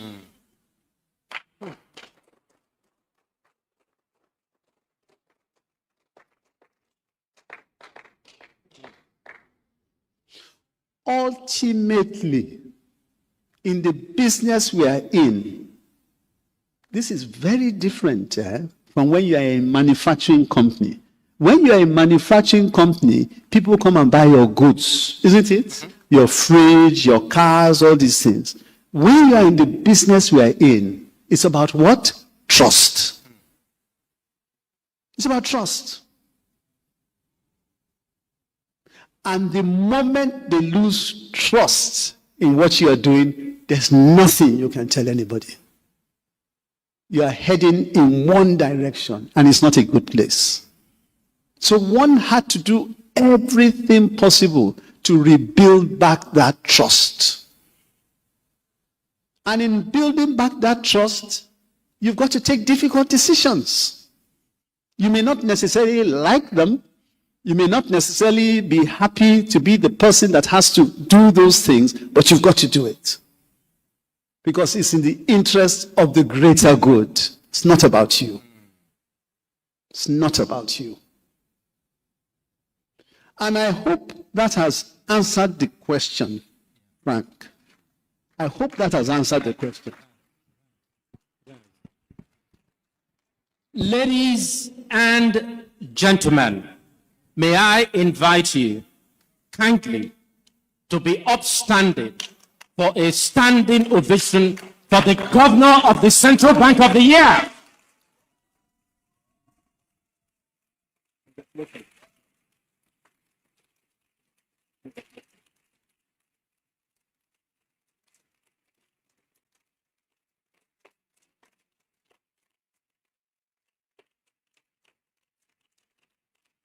Thank you very much. For those who have lost hope, something good can still come out of Nigeria.